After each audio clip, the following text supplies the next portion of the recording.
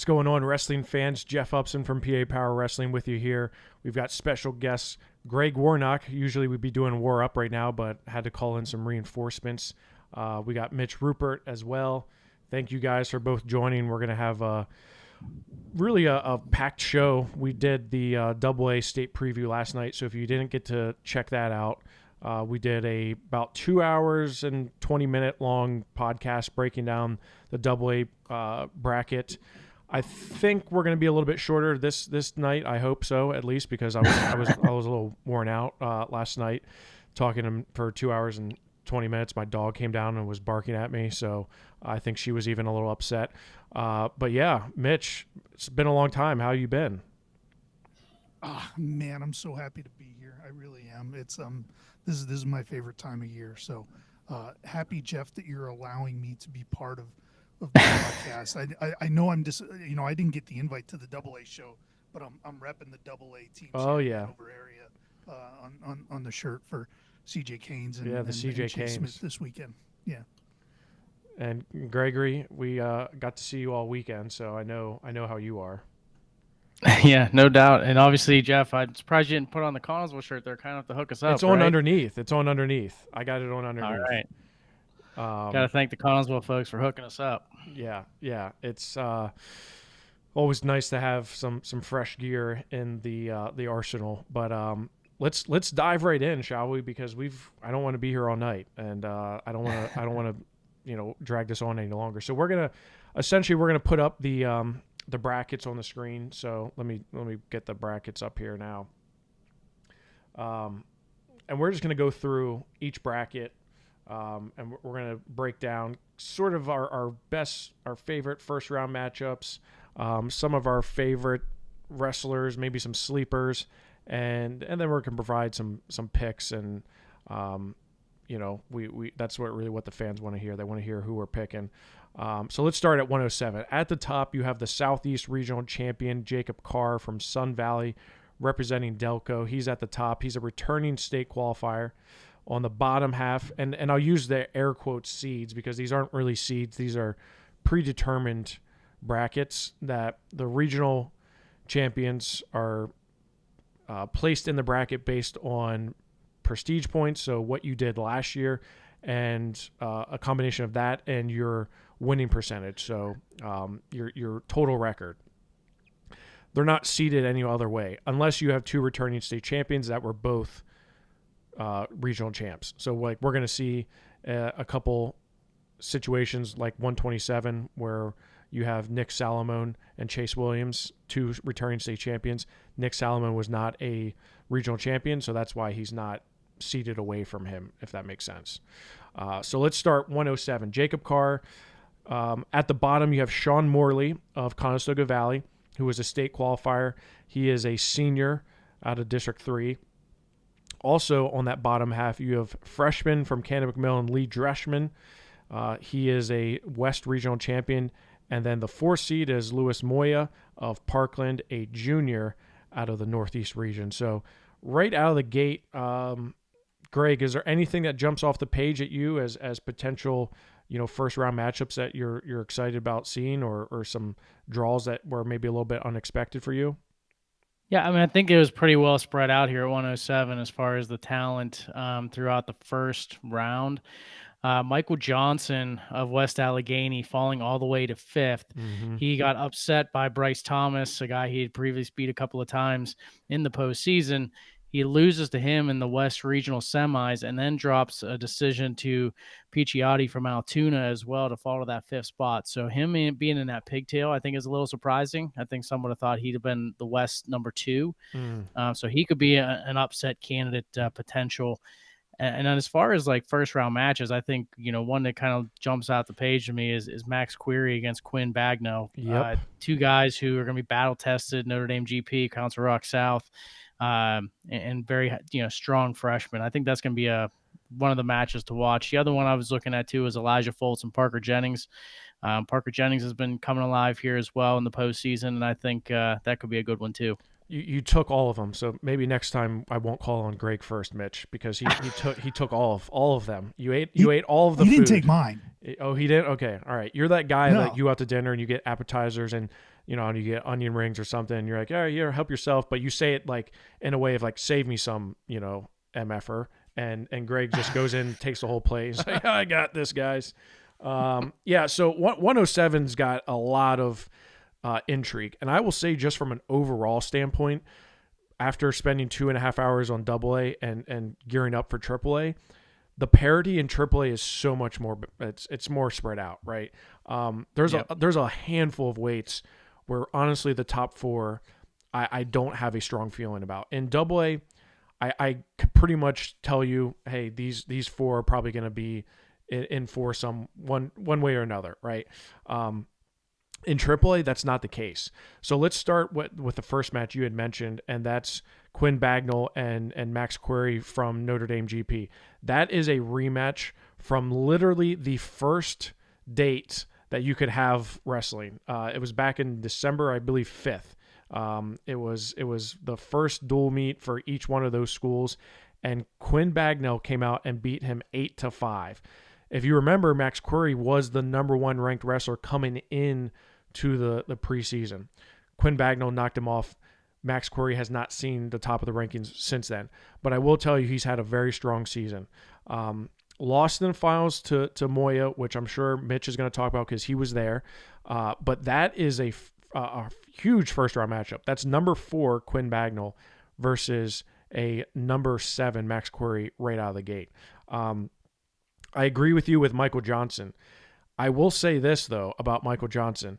I'm not too upset about my draw if I'm Michael Johnson, because if he wins against Walker Martin, he's going to get Louis Moya from Parkland. Johnson beat him 10-0 this year. He beat him at the Midwinter Mayhem 10-0. So if I'm him, I'm feeling pretty decent, right, based on that. Mitch, what do you got for us? So the big one that I'm looking at is the Schaefer Hoffman Ryan Milheim matchup there, and I know anybody listening to this is going to go, who the hell is Ryan Milheim? And they're not. It's not an unfair question to ask. He is Columbia Montour Votech's first state qualifier since 1998. They haven't had a state place winner since 1980, I believe. And this kid just put on a show last weekend. I thought he looked really good at the District 4 tournament, but it's not a real deep field at the District 4 tournament. I wanted to see what he did last week, and he was super impressive. Tom Hausnick and I were talking about it for a lot of the day. He only lost 6-5 to Moya, I believe, in the quarterfinals or the second round. He's an interesting kid because he hasn't wrestled a returning state qualifier all year. So we don't know who he is. Jeff, I'm sure that's made it really hard on you as the ranker. I've seen Schaefer Hoffman a couple times this year, I feel like, and he's super impressive kid as well. I just think that's a really intriguing first round matchup. I like Lee Dreschman there, who they would get in the second round as well. Lee's been on a run here about the last month and a half or so. But that Hoffman-Milheim match, I think people should be paying a little closer attention to that one. Yeah, I mean, he is an enigma. I mean, he really is. Not only does the schedule not really allow him to see a ton of other quality competition, but he's been wrestling up. I mean, what has he wrestled, Mitch? 4 different weights, right? I mean, I think he was up to 27 to start the year. I think he's been all over the place. But I'll tell you what, he is. I just looking back at his junior high results, he's a very solid wrestler. Now, I don't know if that's enough to beat a guy like Schaefer Hoffman, who is a guy that has been in the national rankings. He has had a great freestyle circuit. But I'm intrigued by that bottom half. If you see, like with Lee Dreschman at the bottom, Schaefer Hoffman, like that to me is a quarterfinal that is can't miss, because Schaefer Hoffman does come in ranked number 2 in the state. Dreschman is number 5. Dreschman, of course, wrestled at the Powerade tournament, finished behind Max Query. But I think it's wide open on that bottom half. I do believe that Schaefer Hoffman may have a little bit of the advantage, but I would not be surprised to see a Quinn Bagnall, Max Query, Sean Morley, Schaefer Hoffman, Lee Dreschman all make the finals, to be honest with you. Sean Morley is the one that, if you remember Mitch at Top Hat, he lost to Cam Enriquez from Emmaus. He has he's been on a tear since then. He's super long. He's a guy who at 107 is, he's a veteran. And I think that plays a lot into this weight class. A guy like Bryce Thomas from Moon, a junior, him and Elijah Foltz, I feel like are two guys that are going to do well here. Greg, you had mentioned with Parker Jennings. I think Elijah Foltz is wrestling really well right now. So I think he could certainly make a case for being in the semifinals. So there's so much parity here at 107, and I don't have a strong feeling towards, I like Jacob Carr because he has beaten Schaefer Hoffman in the last couple of weeks, but on the top half, if Luis Moya wrestles like he did last weekend at the Northeast Regional, he could certainly find himself in the finals. What was the difference that Moya said that he was able to get past Query? He went, excuse me, as I choke.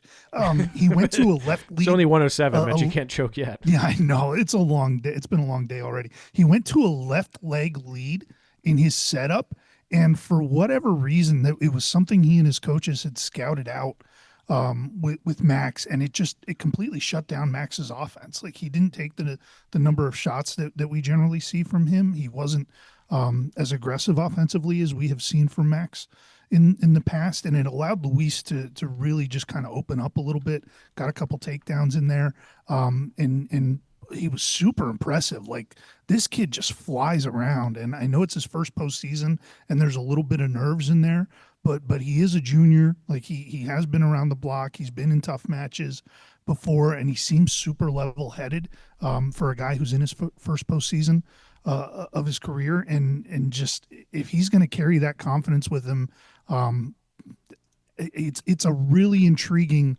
potential first-round matchup with Michael Johnson potentially coming out of that pigtail. Yeah, and again, going back to the Midwinter Mayhem, losing 10-0, right? That's a tough hole to come out of. But I will say that he's been wrestling really well. Greg, what do you feel like? Because you've seen Lee Dreschman a lot this year. What do you feel like is what sets him apart? And really, because he was the clear number one coming out of that West. There was no ifs, ands, or buts about that. Yeah, he hasn't lost since the Powerade tournament, right? And that was his first time down to 107, so I think he just was trying to get comfortable with the weight, and he's just been really consistent. And I think the biggest thing that I noticed with him, especially on his feet, is that he could shoot from anywhere. A lot of guys like to try to tie up or, set up the shots through the tie. He can just be from distance and gets really deep on the shot, so deep that he's shooting through the guys and coming out the back door. And usually once he gets to that point, he's able to control the other wrestlers pretty well. So I really think it's his shooting ability and being able to shoot from anywhere that's really stuck out to me as far as being able to get the takedowns against guys like Johnson and Jennings and Thomas, and be able to get a couple of takedowns is really all he needs to be able to distance himself. All right, let's talk picks here, boys. What do you guys see happening, unfolding? If you look at that top quadrant, I like Jacob Carr to come out of there. I think he'll probably wrestle Bryce Thomas from Moon. Bryce Thomas is another guy who's been wrestling really well all throughout the season. But I do like Jacob Carr to come out of there. I do have Foltz beating Jennings, and I have Johnson beating Moya. And I have Johnson making the semifinals, to be honest with you. That's kind of crazy to say considering he was fifth out of the West, but I just feel like he's in a good position in the bracket to make it out. So I have Carr in the semifinals against Johnson on the top half. On the bottom, I have Dreschman beating Nicosia from Becca. I have Hoffman beating Milheim. I have Bagnell beating Corey, and I have Sean Morley beating Johnny Hunter, and then I have Sean Morley beating Bagnell, and I have Dreschman beating Hoffman. So maybe a little bit of an upset there. What do you guys have? Start with you, Gregory. Well, and you didn't say you're a winner to go to the finals. Well, we're not going there yet. Let's all get ourselves to the semifinals, and then we'll go from there. Well, you talk Greg, about calm down. Yeah, Greg, stop eating all the appetizers. Well, you know what? He talks about Save me me some onion stealing things, and rings. he steals my picks, is what he does. I Because I still my had, picks. All right, come on. Who do you got? I'm telling you the truth. I got Johnson in the semis. Wow. I think he turns it around here this week after a rough weekend in the West, and then I had Thomas winning in the first round, Carr getting to the semis against Johnson. I do have Dreschman, Hoffman with Dreschman winning, Bagnell and Morley with Morley winning. So, the West having 2 of the 4 semifinalists. All right, Mitchell, what do you got? I'll take Carr and Kiner coming out there into uh, the quarterfinal round. I'm a big believer, especially coming into the state tournament with a short turnaround. I'm a big believer in momentum and the confidence that you build at regionals carrying over into the state tournament. So that's why I'm going to take Luis Moya Yeah. over Michael Johnson, but I'm not going to be shocked because I think the winner of that match ends up in the semifinals. So I'm going to take Luis Moya there, probably against Elijah Foltz, I guess. Lee Dreschman coming out to the quarters against Schaefer Hoffman. I've seen Hoffman a couple times this year. I've seen Dreschman a couple times this year. I really like what Schaefer Hoffman does. I mean, I don't think it's flashy. I think it's just solid, Yeah. and comfortable in what he does. So I like Schaefer to come into the semifinals. And I'm going to take Morley coming out of the bottom half as well against Bagnell in the quarters to get into the semis against Dreschman. Or I'm sorry, Hoffman. Okay. Yeah, and we saw Hoffman at the Cumber Valley, the Penstro Leasing Kickoff Classic, right? And I think we were both impressed by him that early, right? I think losing the car the last couple of weeks, maybe refocuses him a little bit to get into the semifinals. But I do believe I agree with you what you said about momentum. Dreschman, I feel like, has just been wrestling on a different level. Johnson, on the other hand, probably had one of the worst tournaments of his season at last week, and Luis Moya probably had one of the best. So you have that clash of momentum. But I do like Johnson just because he's had that win over him before, right? In the finals, I have Jacob Carr making the finals, beating Johnson, and I have Lee Dreschman coming out of the bottom half to make the finals. So Dreschman versus Carr is what I have in the finals. Greg? Yeah, I have the exact same. I'll take Carr and Hoffman in the finals again. Carr, okay, all right. Picks for winners, I got Jacob Carr winning. Mitch? If we're going to talk about momentum, it's hard not to have momentum after 2 weeks. If he does see Schaefer Hoffman again, so I'll take Jacob Carr there in the finals. Greg, Yeah, Jacob Carr's been on a roll all season, and he just seems like he's been the top guy in this weight, for the last couple of months. So definitely, I think Carr's the winner here. Yeah, and that's not to say. I mean, again, the parity here is overwhelming. I honestly would not be surprised if any of the guys that we just mentioned, all the regional champions, I wouldn't be surprised if Dreschman, Hoffman, Corey, Bagnell, Morley, Moya, Johnson. I mean, honestly, it's wide open. I think Carr has established himself in the pecking order, but it's still a takedown, as Paul Meyer said last night during our AA preview. It's like it's a takedown away from flipping that result, right? So this is going to be one of the best weight classes, I think, of the tournament. We're already 20 minutes in, so let's keep it moving. Let's go up to 114 pounds. We're at the top. You have Braden Wenrich of Northampton. He's a returning state finalist. He's 32-1. He is a Northeast Regional Champion and currently the number 1 ranked wrestler in the state. On the bottom half, you have Thunder Beard of Central Dauphin, who is a senior. He's headed to Utah Valley. He's 44-2, and he was the South Central Regional Champion. Also on the bottom half, the number 3 seed is Dom Powell of Upper Dublin. He is 35-3. And Zach Rehack of Thomas Jefferson is the number 4 seed. He won the West region. Greg, I'll start with you. I mean, Zach Rehack seemed to be, just firing on all cylinders. I mean, he's looked really, really good these last couple weeks. I think he's had a really strong WPIAL and regional tournament.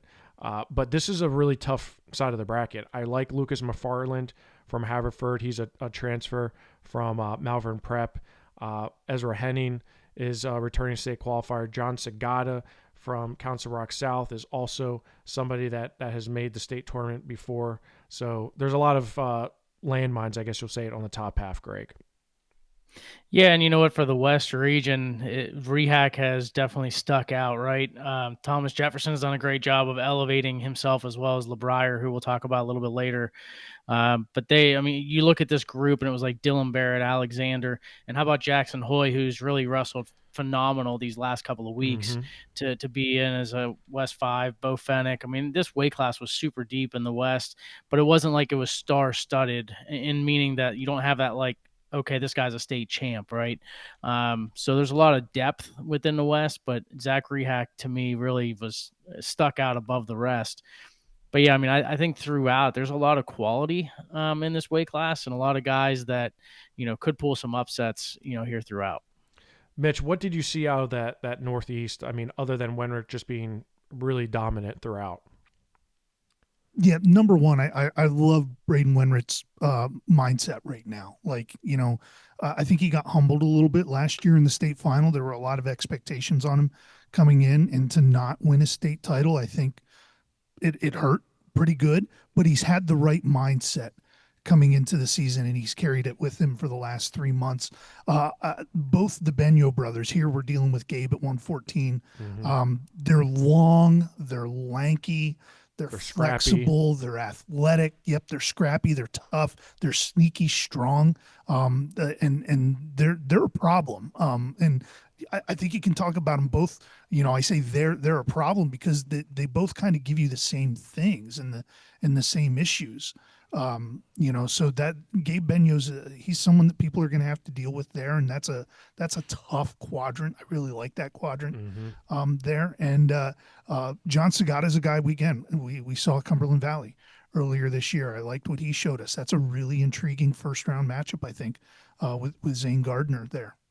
Yeah, and you had mentioned Benyo, sophomore from Hazleton. Last year was at West Grand. He and his brother Jake left West Grand, came back to Hazleton, so they were ruled ineligible.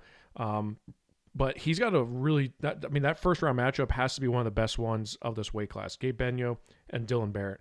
Dylan Barrett's a senior who was a state medalist last year.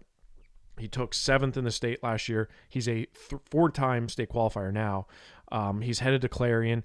And Greg, he really cleaned it up from the WPIALs to the regional tournament. I mean, he looked like a different wrestler from what he looked like at the WPIAL tournament to the West regional tournament. Still finished in 3rd in a deep weight class, but that matchup with Benyo, I mean, you look at it on paper, that's a number 3 Gabe Benyo versus a number 12 Dylan Barrett. But I'm telling you that those numbers are not. I mean, forget the numbers, because 1 through 14 here are really, really solid. And when you look at where that first round matchup happens, I think, it's a good matchup because you feed right into Dom Powell from Upper Dublin. I think Dom Powell is somebody who, as a junior returning state medalist, he's looking to exert his own dominance. And after winning the Southeast Regional, because there was questions on whether he was going to win it after losing to Sagata. You had AJ Kane as well from Council Rock North, who's had a really solid year. But Lucas McFarland came out and made the finals, which I think surprised a lot of people. So overall, I think this weight class just has so much flexibility, and there's so many different matches that I believe could go a number of different ways. Thunderbeard being a senior, a state medalist last year, a 4-time state qualifier. He had a good South Central Regional, but the South Central Regional was not deep at all at 114, so it's hard to really gauge where he was at. He had a closer match with Brandon Boardman from Shippensburg than he did in the finals. So it's if he wrestles like he did last year, he can make the finals, right? But if he doesn't, he could lose to Andrew Alexander or Cale Mueller in that quarterfinal round. So, but I will say, and I think what you said, Mitch, really hit the nail on the head, is Wenrich, after last year being such a highly touted freshman coming into the state tournament, being the overwhelming favorite, losing to Chase Williams in the state finals, that's probably something that's been haunting him for the last 63 days or whatever it is. But I think you're right. It's probably made him a little bit better. He's been so consistent and dominant this year outside of that matchup that he had with Don Morrison at the Midwinter Mayhem at 121 pounds. But especially him down at 114, I think with his weight under control, there's no one that's going to beat him in this bracket, in my opinion. I agree. I really do agree 100% on that. Like I've just been so impressed with just how level-headed he is and how focused he is. At this point in the season when it can be a grind, and he got some time off because Northampton didn't make it to state duels, so I think he had about 2 or 3 weeks to kind of let his body heal and get some dings and bumps and bruises out of the system a little bit, and he just looked really fresh last week. When you look at the bracket, Zach Rehack, I think he'll likely see Todora from Parkland in that quarterfinal match.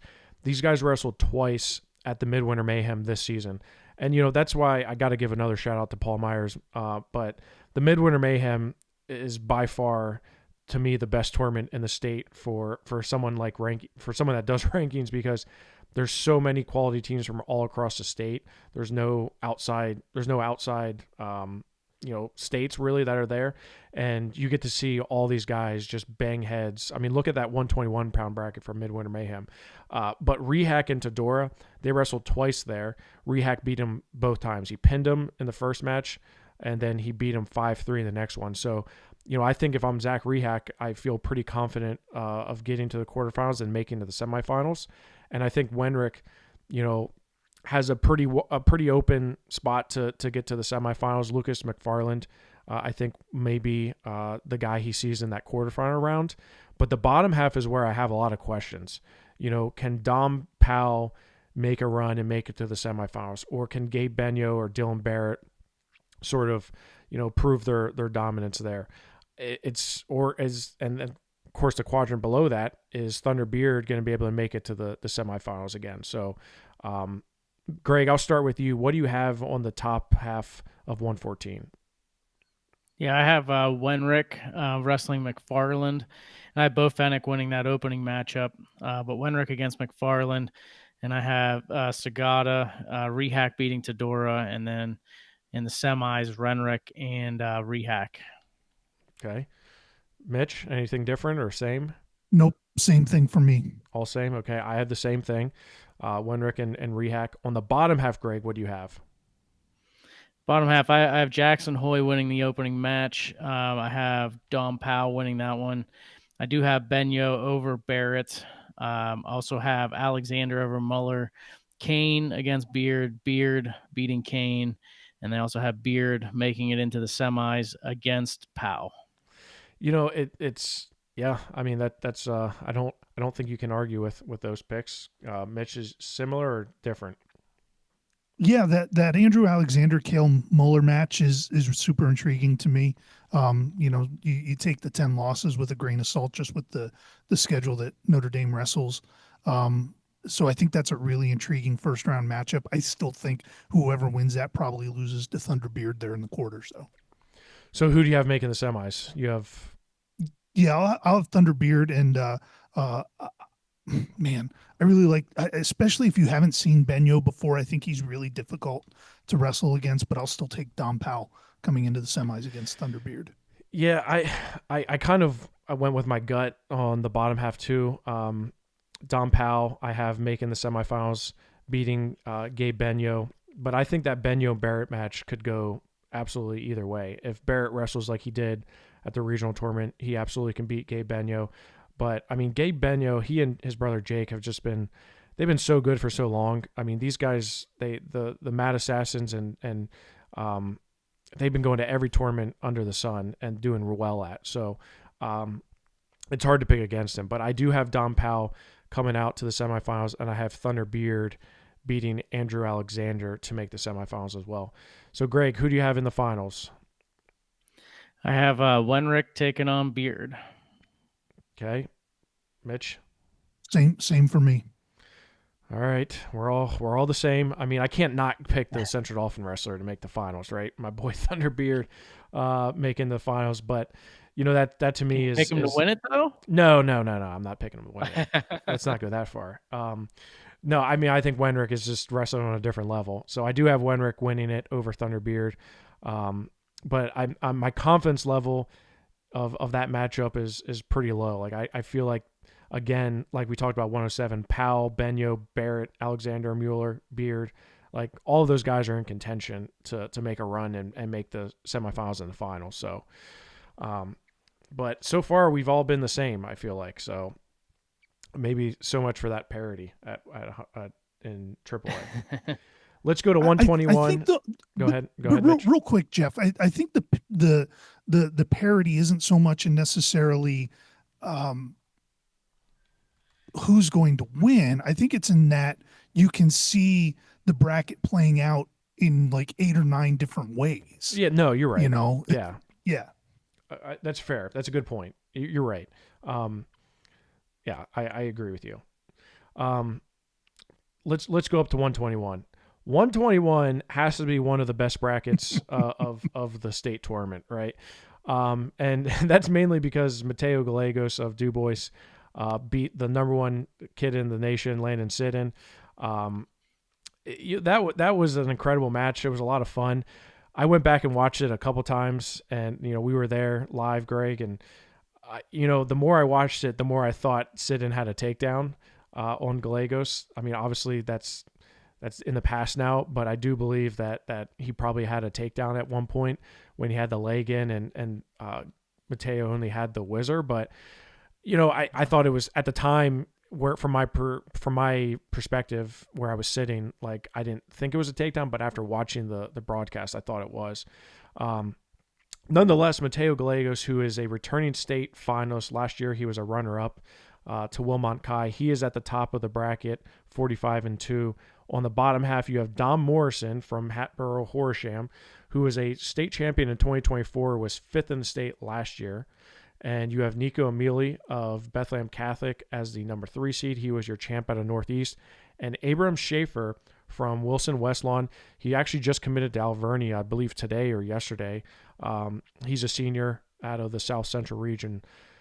Maybe not as many first-round matchups that jump off the page, but there's still a lot of really good matchups that I could see happening. Mitch, I'll start with you so Greg doesn't take all the appetizers. You're on mute, Mitch. It helps if I unmute myself. It is. Yeah. This might be one of the best quarterfinal rounds in the entire tournament. I mean, if it's Morrison Capusta, if it's Sid and Emili, if it's Schaefer, oh gosh, I don't know how to say Tegan's last name. I never do. Benyo Gallego, like, yeah, let's go with that. Cassiola. Like this is going to be one of the most interesting quarterfinal rounds, I think, of the entire AAA tournament. I mean, I still think we're probably all going to end up in the same general direction as we get to the semifinals, but this is going to be the must-see quarterfinal round. I mean, we just spent how many minutes talking about the Benyos, and truth be told, Jake Benyo might be a little bit of an afterthought in this bracket just because of the high-end talent here. And Tommy Gretz, a West number 4 out of Connellsville, he's not an easy out in this tournament, even at 14 losses. I mean, this is just a fun bracket. Like, this is what you want to see when you come to the Pennsylvania State Tournament. Yeah, and I agree with you with like Tommy Gretz. I mean, he's a returning state medalist, right? He was 6th in the state last year. He's somebody that has split matches with Nico Emili last year. There's a lot of landmines. I feel like the spectrum of really good, I feel like it's a little bit more extended than it was at 107, 114. I feel like you have 3 guys that are pretty, set in their tier with Gallegos, Sidden, and Morrison. And then, I feel like that tier is on one plane. But I also think like Capusta and Emili are probably on another plane as well. But you're right. There's a lot of balance in between like that 5 and 12 range. Greg, what is your instant reaction here? Yeah, I mean, I think you look at where Tommy Gretz is in that pigtail match. I think the best round of 16 match is going to be Gretz against Schaefer, and I think the winner of that match makes it to the semifinals. As far as with Gallegos beating Sid, and obviously it helps him outright because I think gives him a clear path to the finals. Where Sid, and he's going to have to not only beat Amelia in the quarters, but then also Morrison potentially in the semis. So gave him a much more difficult path. But I think the one round of 16 match I'd be looking at is Gretz and Schaefer. Yeah, I really like that matchup with Gretz and Schaefer. Schaefer, just his second trip to Hershey. Someone that probably not a lot of, he's not maybe your household name by standards, but I do believe that him and Tommy Gretz, I mean, that's on paper, that's a 6 versus an 8. So both these guys ranked top 8 in the state.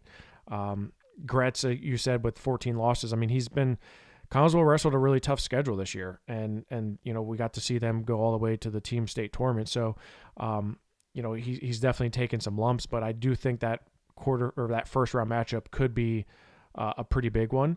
I think Gallegos and Benyo in that quarterfinal is another good one, because Gallegos can keep it. When you look at Mateo Gallegos and what he has done over his first, puts it on people, but when he slows things down and when he can't get to his offense, he leaves himself open to lose, right? And I think Benyo's going to come out swinging for sure. I still think Gallegos is favored, but I do believe that Benyo's not going to be an easy out. And what you said about Sidon, yeah, I mean, coming into this, I feel like he does have a pretty difficult path, even for him. But Nico Mealy, I believe he gets past him. Him and Don Morrison, let's not forget, they went to overtime this season at the Beast of the East. It was an overtime match. And you talk about momentum, I think Don Morrison has a lot of it right now. And I'm pretty sure he wants that match back. But I'm also pretty positive that Landon Sidden is out for blood in this bracket after, facing his first loss in over 85 matches.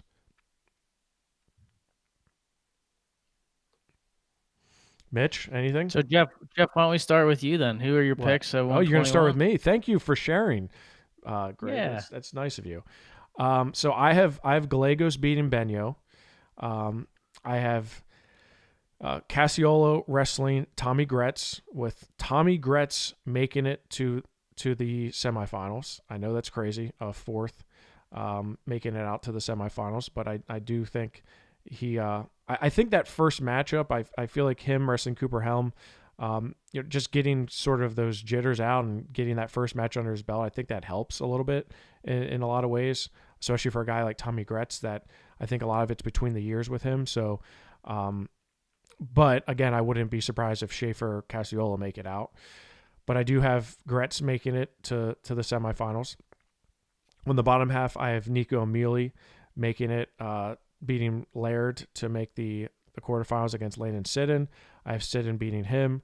I have Capusta facing off with Don Morrison winning that.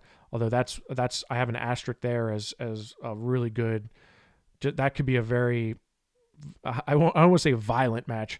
That's going to be a very, they may come out bruised and bloodied a little bit from that match. I just have a feeling, when you look at it, that's a 3 versus a 4 in the state. That's a number 3 Don Morrison versus a number 4 Nico Capusta in the quarterfinal round. So I do believe that that's probably going to be one of the best quarterfinals of the round. I do have Morrison getting out there. So, Greg, I'll allow you to give your picks now. Yeah, wanted to make sure you had a chance because I was going with Tommy Gretz as well. Wow. To get into the semifinals, beating Cochelo of Emmaus. And then I had Gallegos over Benyo, so Gallegos against Gretz. And same thing, Emily Sidden with Sidden winning in the semis, Capusta Morrison with Morrison in the semis, and Colangelo winning that opening match to wrestle Morrison. Mitch? Yeah, I think it's the 3 guys that are in that separate tier, Gallegos, Sidden, Morrison. are in the semifinals. That other quadrant is really interesting. I wouldn't be surprised to see Casiolo come out of there as well. He's got some experience in some big matches. I'm going to take Abram Schaefer because he has had some big match experience, 1-1 this year against Jake Benyo. Yep. Got a loss in tiebreak and I think a 5-1 win, 5-0 win, something like that. But I like whoever comes out of that Gretz Schaefer matchup to also be in the semis against Gallegos.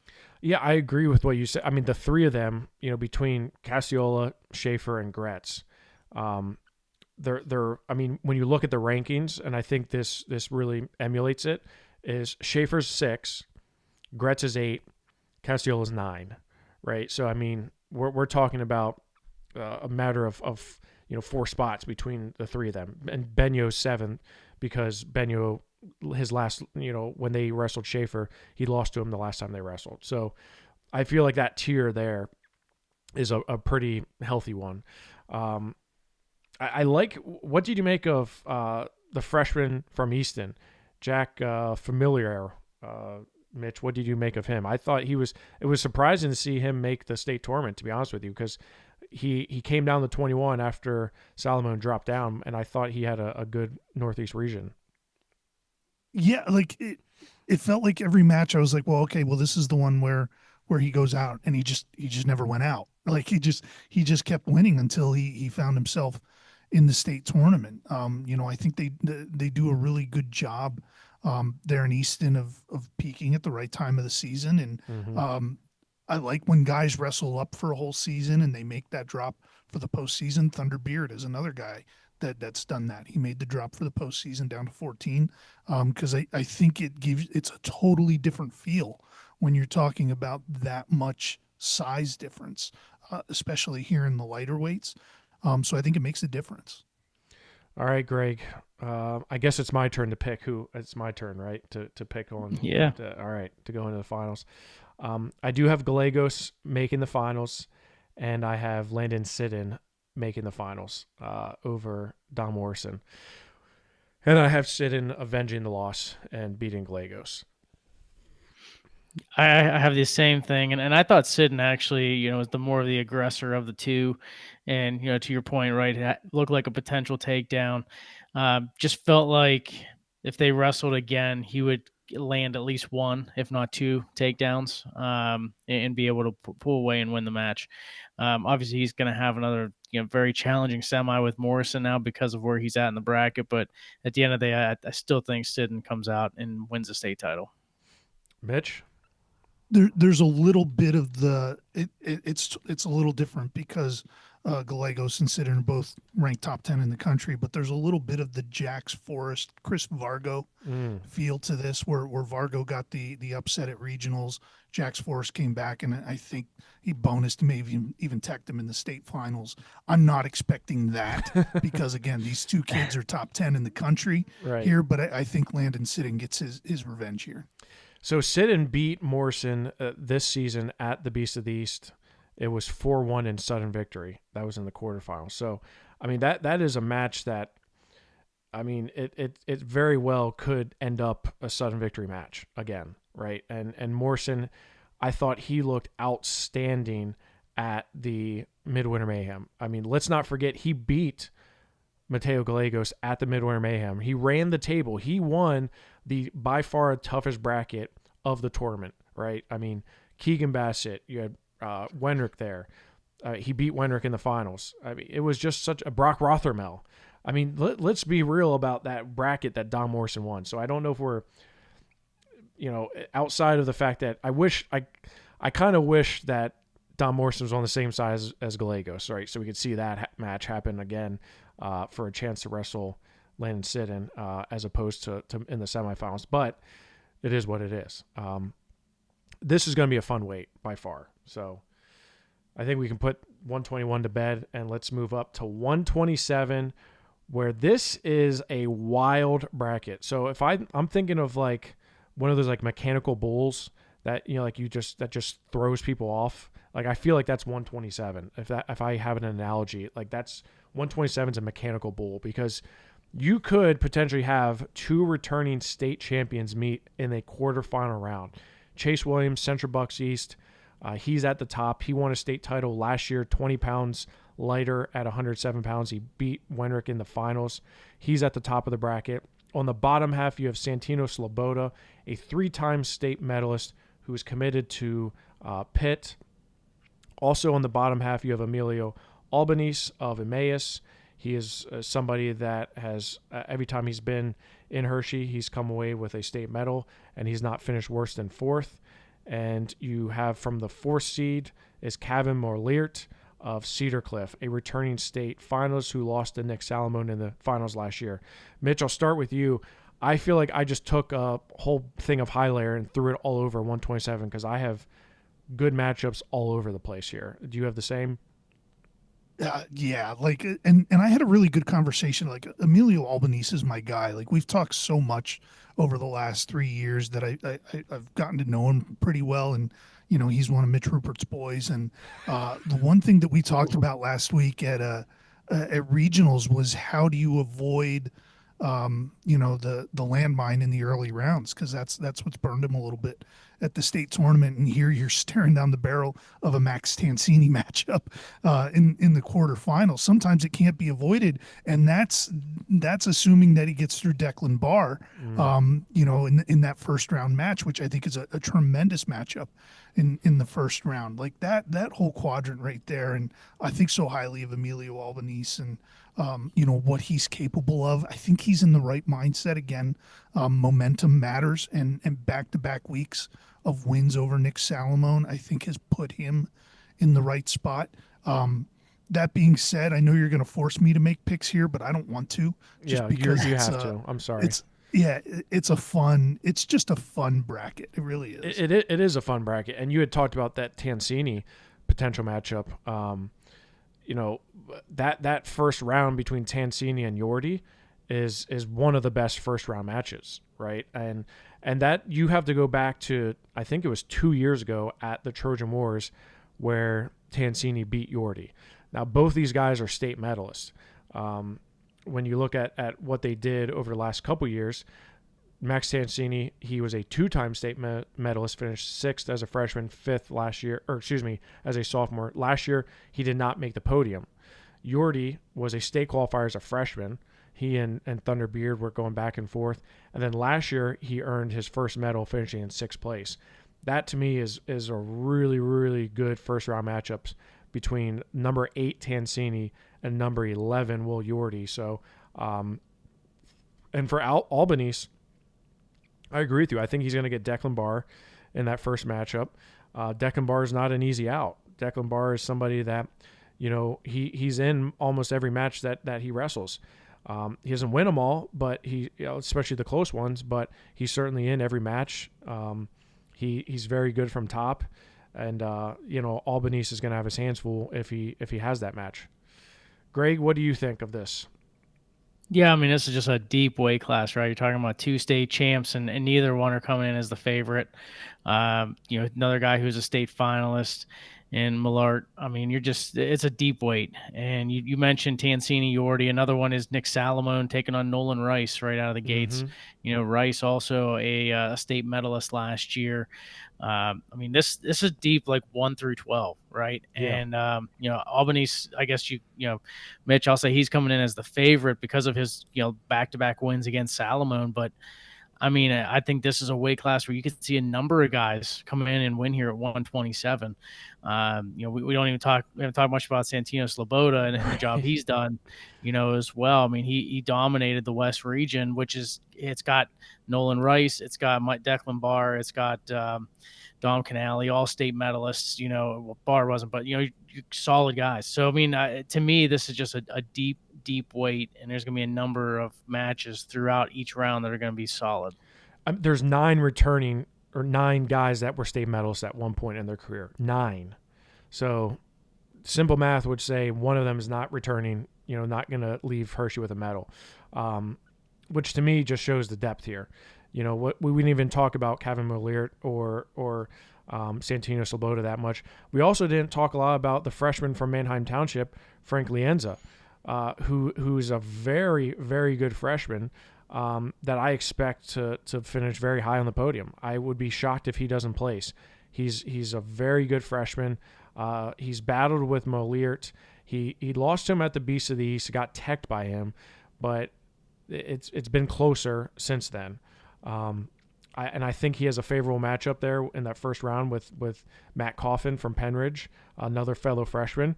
But you feed right into Santino Sloboda, who at times I feel like Santino's looked really, really solid, but other times, there's been points where I'm thinking, does he have what it takes to win a state championship? Nolan Rice I thought wrestled him really well at the regional tournament, or maybe it was the Whitfield tournament.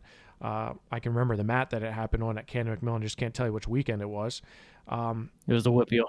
You have Dom Canale, Brady Fool. Brady Fool's a very tough freshman from Abington Heights. I like that matchup. I think Canale has looked good throughout the postseason.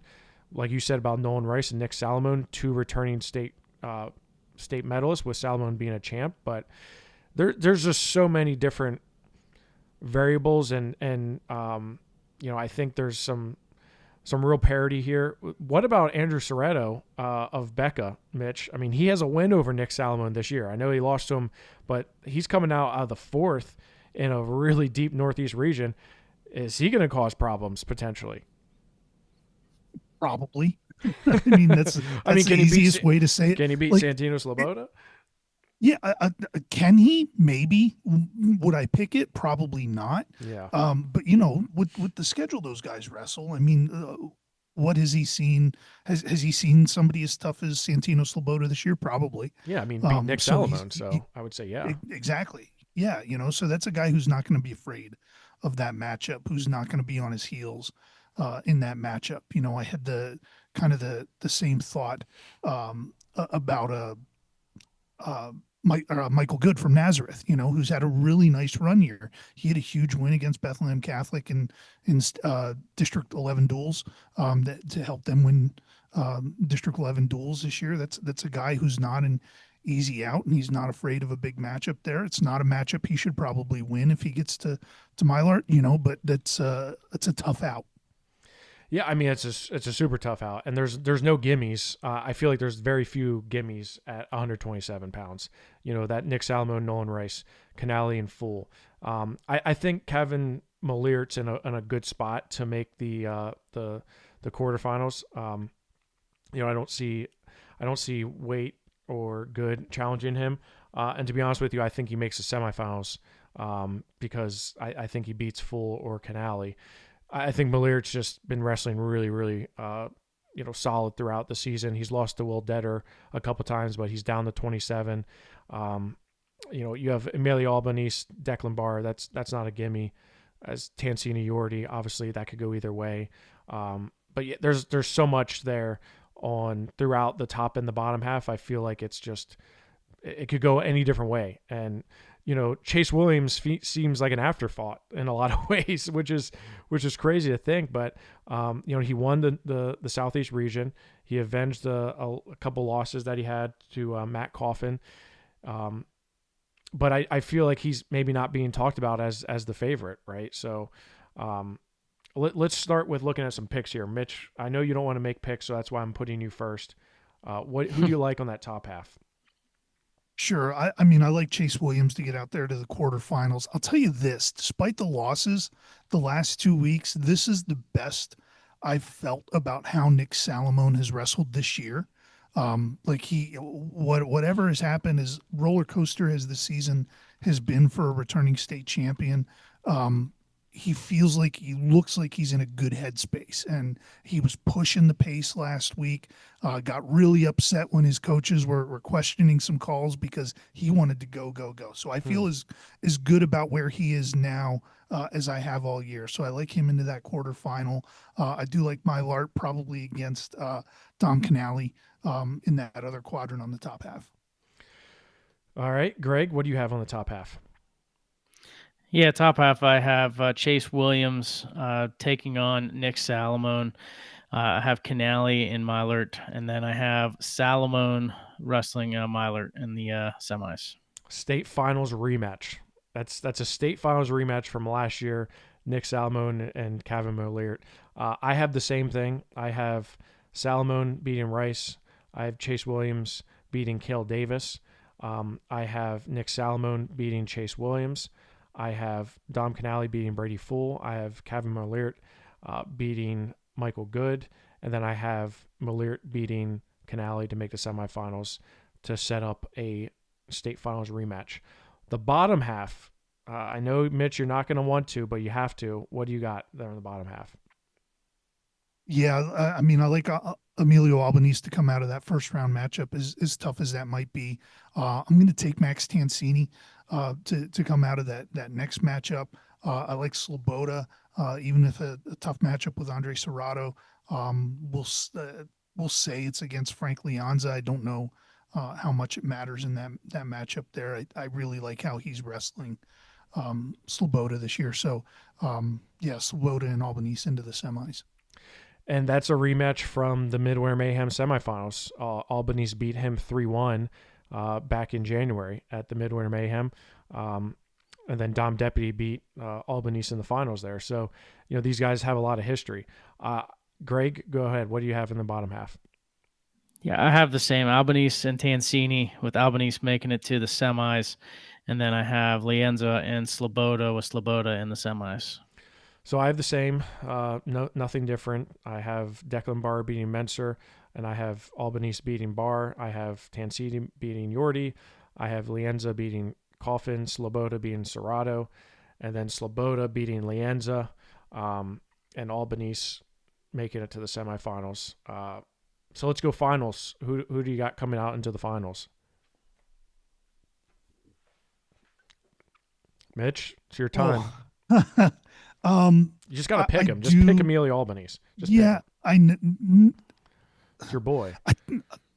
No, so here's the thing. I think it's going to matter who's the least banged up, because everybody on the top half, everybody on the bottom half is running a gauntlet of some kind just to get to the finals. So I think in the finals, it's going to matter who feels the freshest.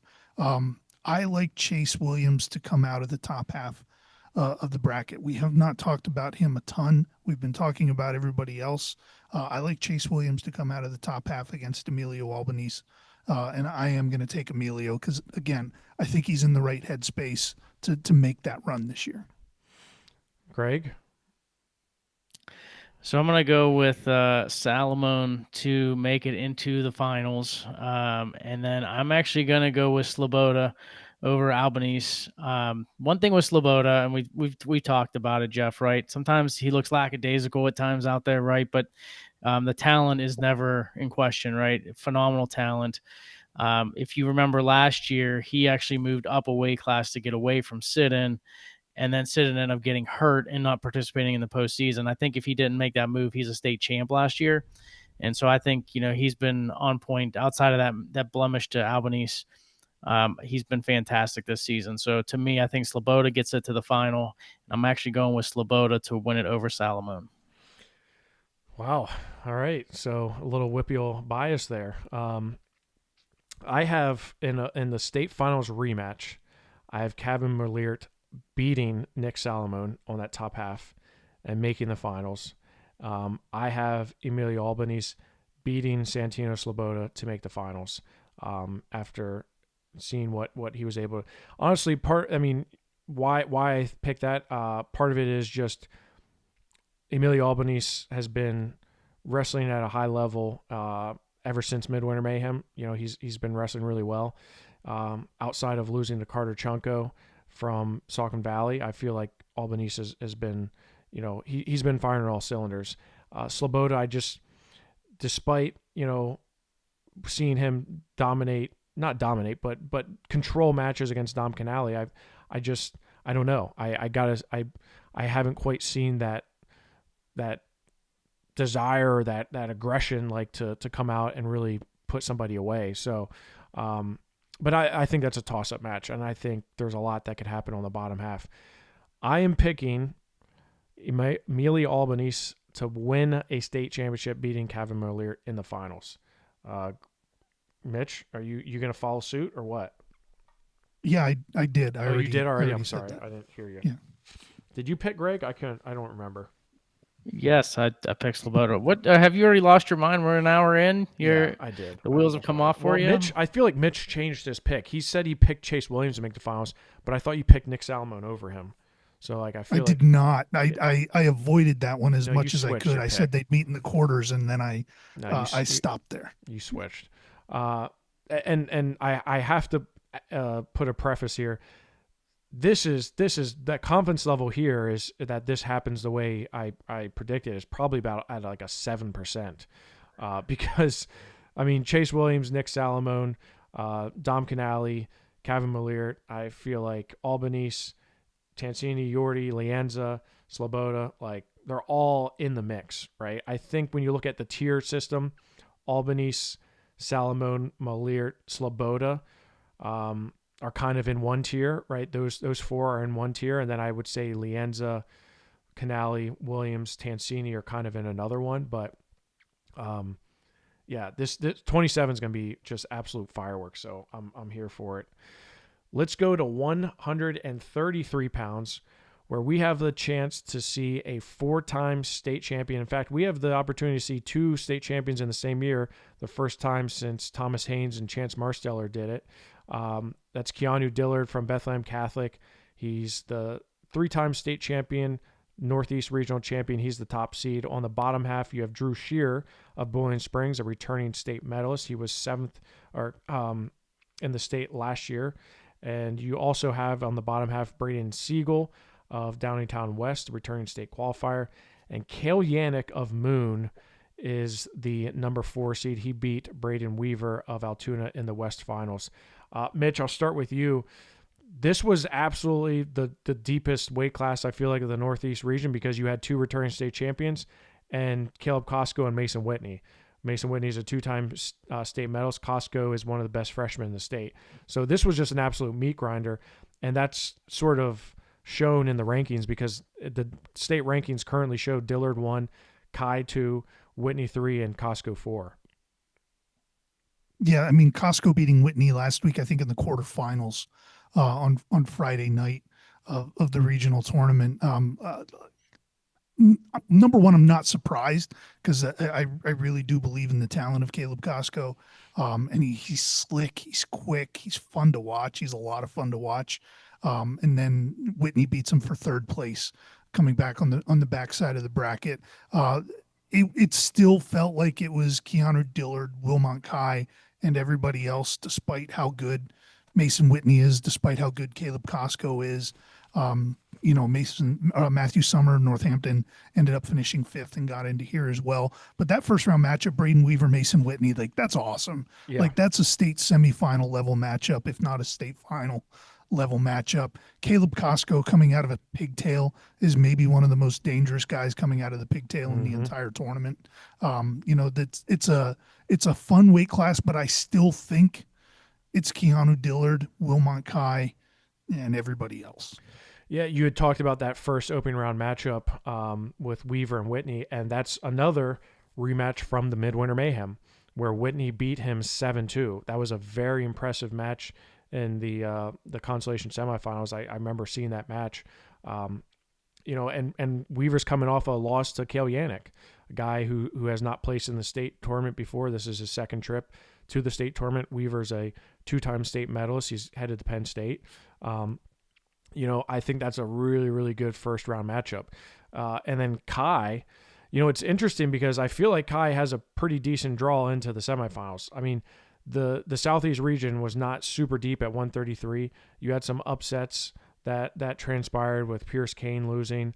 But Braden Siegel, I mean, he's good, no doubt, but I don't think he's enough to beat a Wilmont Kai type guy.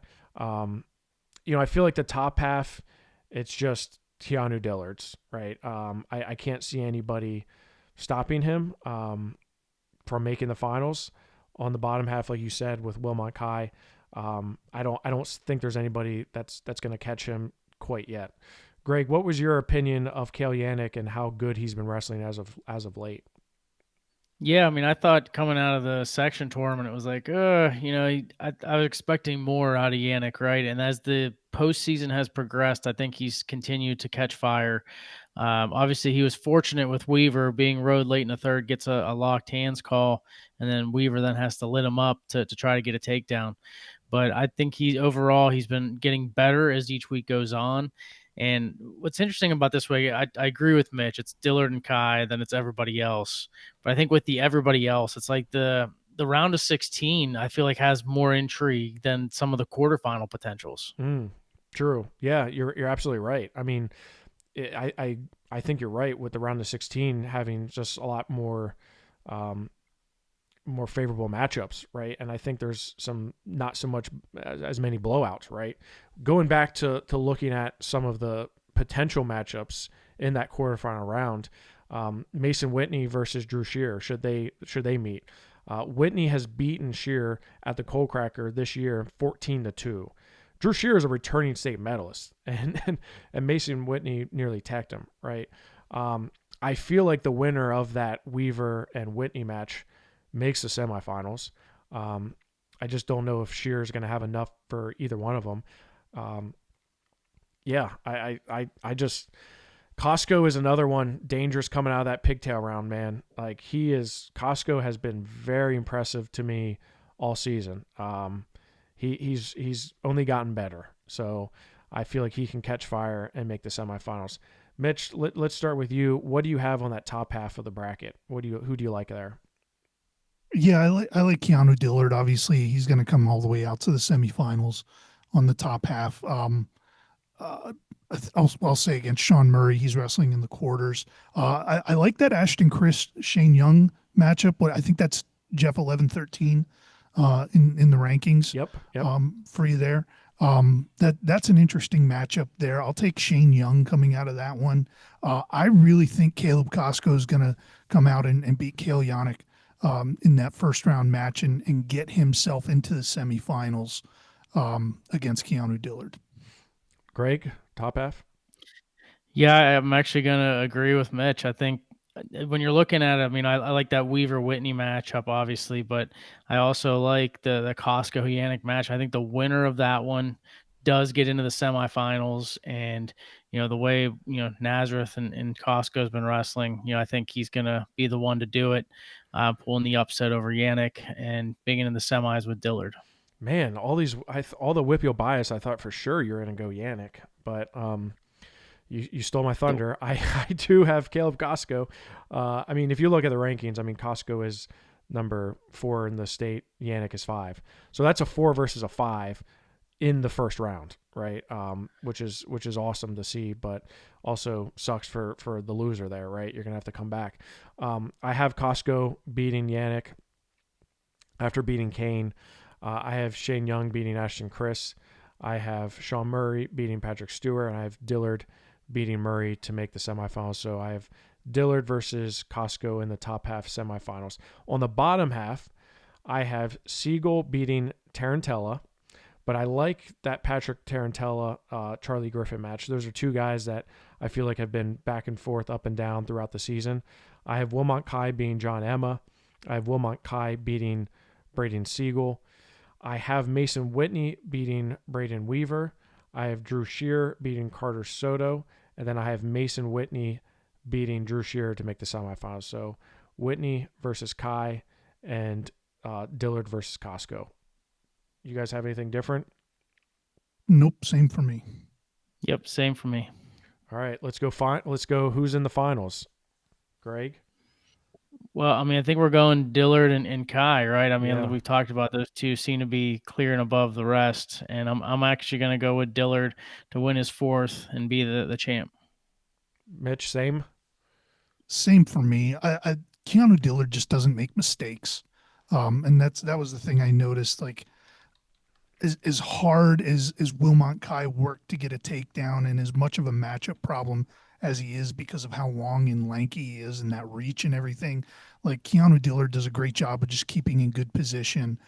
So I like him to beat Wilmot Kai for the 3rd straight week. I will say this, man. Wilmot Kai seems to strike fire in the Giant Center. I don't know what it is about the Giant Center. I don't know if it's the shades or what, but I mean, he's a showman. He is a showman. He's a showman. But history, you look at the history, right?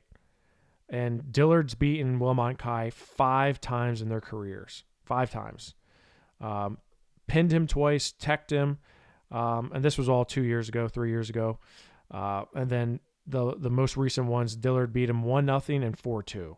So it's an uphill battle for a guy like Wilmot Kai, but he's a showman, man. I love Wilmot Kai. His celebration after winning a state title last year, I'll probably never forget. That was really cool. But yeah, I also have Dillard getting a 4th state title and beating Wilmot Kai to win it. Let's go up to 139 pounds. We're at the top of the bracket. You have Blake Boyer of Kennett. He is the Southeast Regional Champion. He is a returning state 5th place finisher. On the bottom half, you have Aiden Herndon of Cedar Cliff. He's a 2-time state medalist, was a freshman state finalist, lost to Don Morrison in a crazy tiebreaker match, and he was 4th last year as a sophomore. At the number 3 spot, you have Trey Wagner, who at one time was a state champion. 2 years ago, he won a state championship. Last year, he was 5th in the state. And the 4th seed is Dalton Wenner of Cranberry, who beat Collier Hartman in a rubber match to win the West region. He's a 3-time state medalist looking for his 4th state medal. Mitch, I'll start with you. What do you like about 139? First off, I feel like Isaiah Jackson's like a 9th-year senior. Like, I feel like I've been seeing his name in results for close to because he has a unique. now. Because you see the P, it's Isaiah P. Jackson. That's it. Yeah, that's it. Every time you see your result, you know it. But I love that. I love that first round matchup with Noah Fenner. Me too. I think Noah's had a really nice season. He showed out last week. Kind of where he is and what he's capable of. I love that first round matchup. I love the potential matchup with Dalton Wenner and Giovanni Hamlin of Deera. I think Hamlin, if I'm not mistaken, and I might be misremembering this, but I think Hamlin got hit with a slam in the consolation semifinals, which dropped him into that 5th place match where he had to win to get out. Yep. But he's a fun kid to watch wrestle. Like he's real smooth in all his actions. So that matchup with Dalton Wenner, I think, is a really good first round matchup. Greg?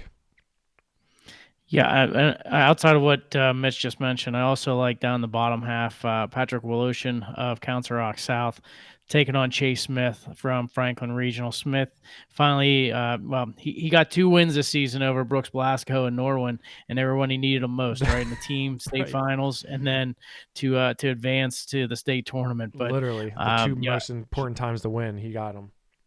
That's right. So he's wrestling really well, and I think that matchup is really intriguing in the round of 16. Yeah, I mean, Woloshan is a returning state 4th place finisher. He's headed to Drexel. He's currently ranked number 5 in the state. Chase Smith is number 7 in the state. And Chase Smith had that win over Reef Dillard from Becca at the team state tournament. Dillard was coming up to 139.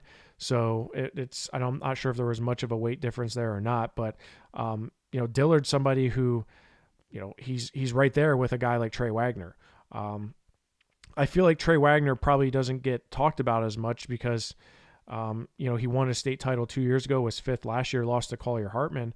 But he won his region, right? Won a tough region, beating Reef Dillard.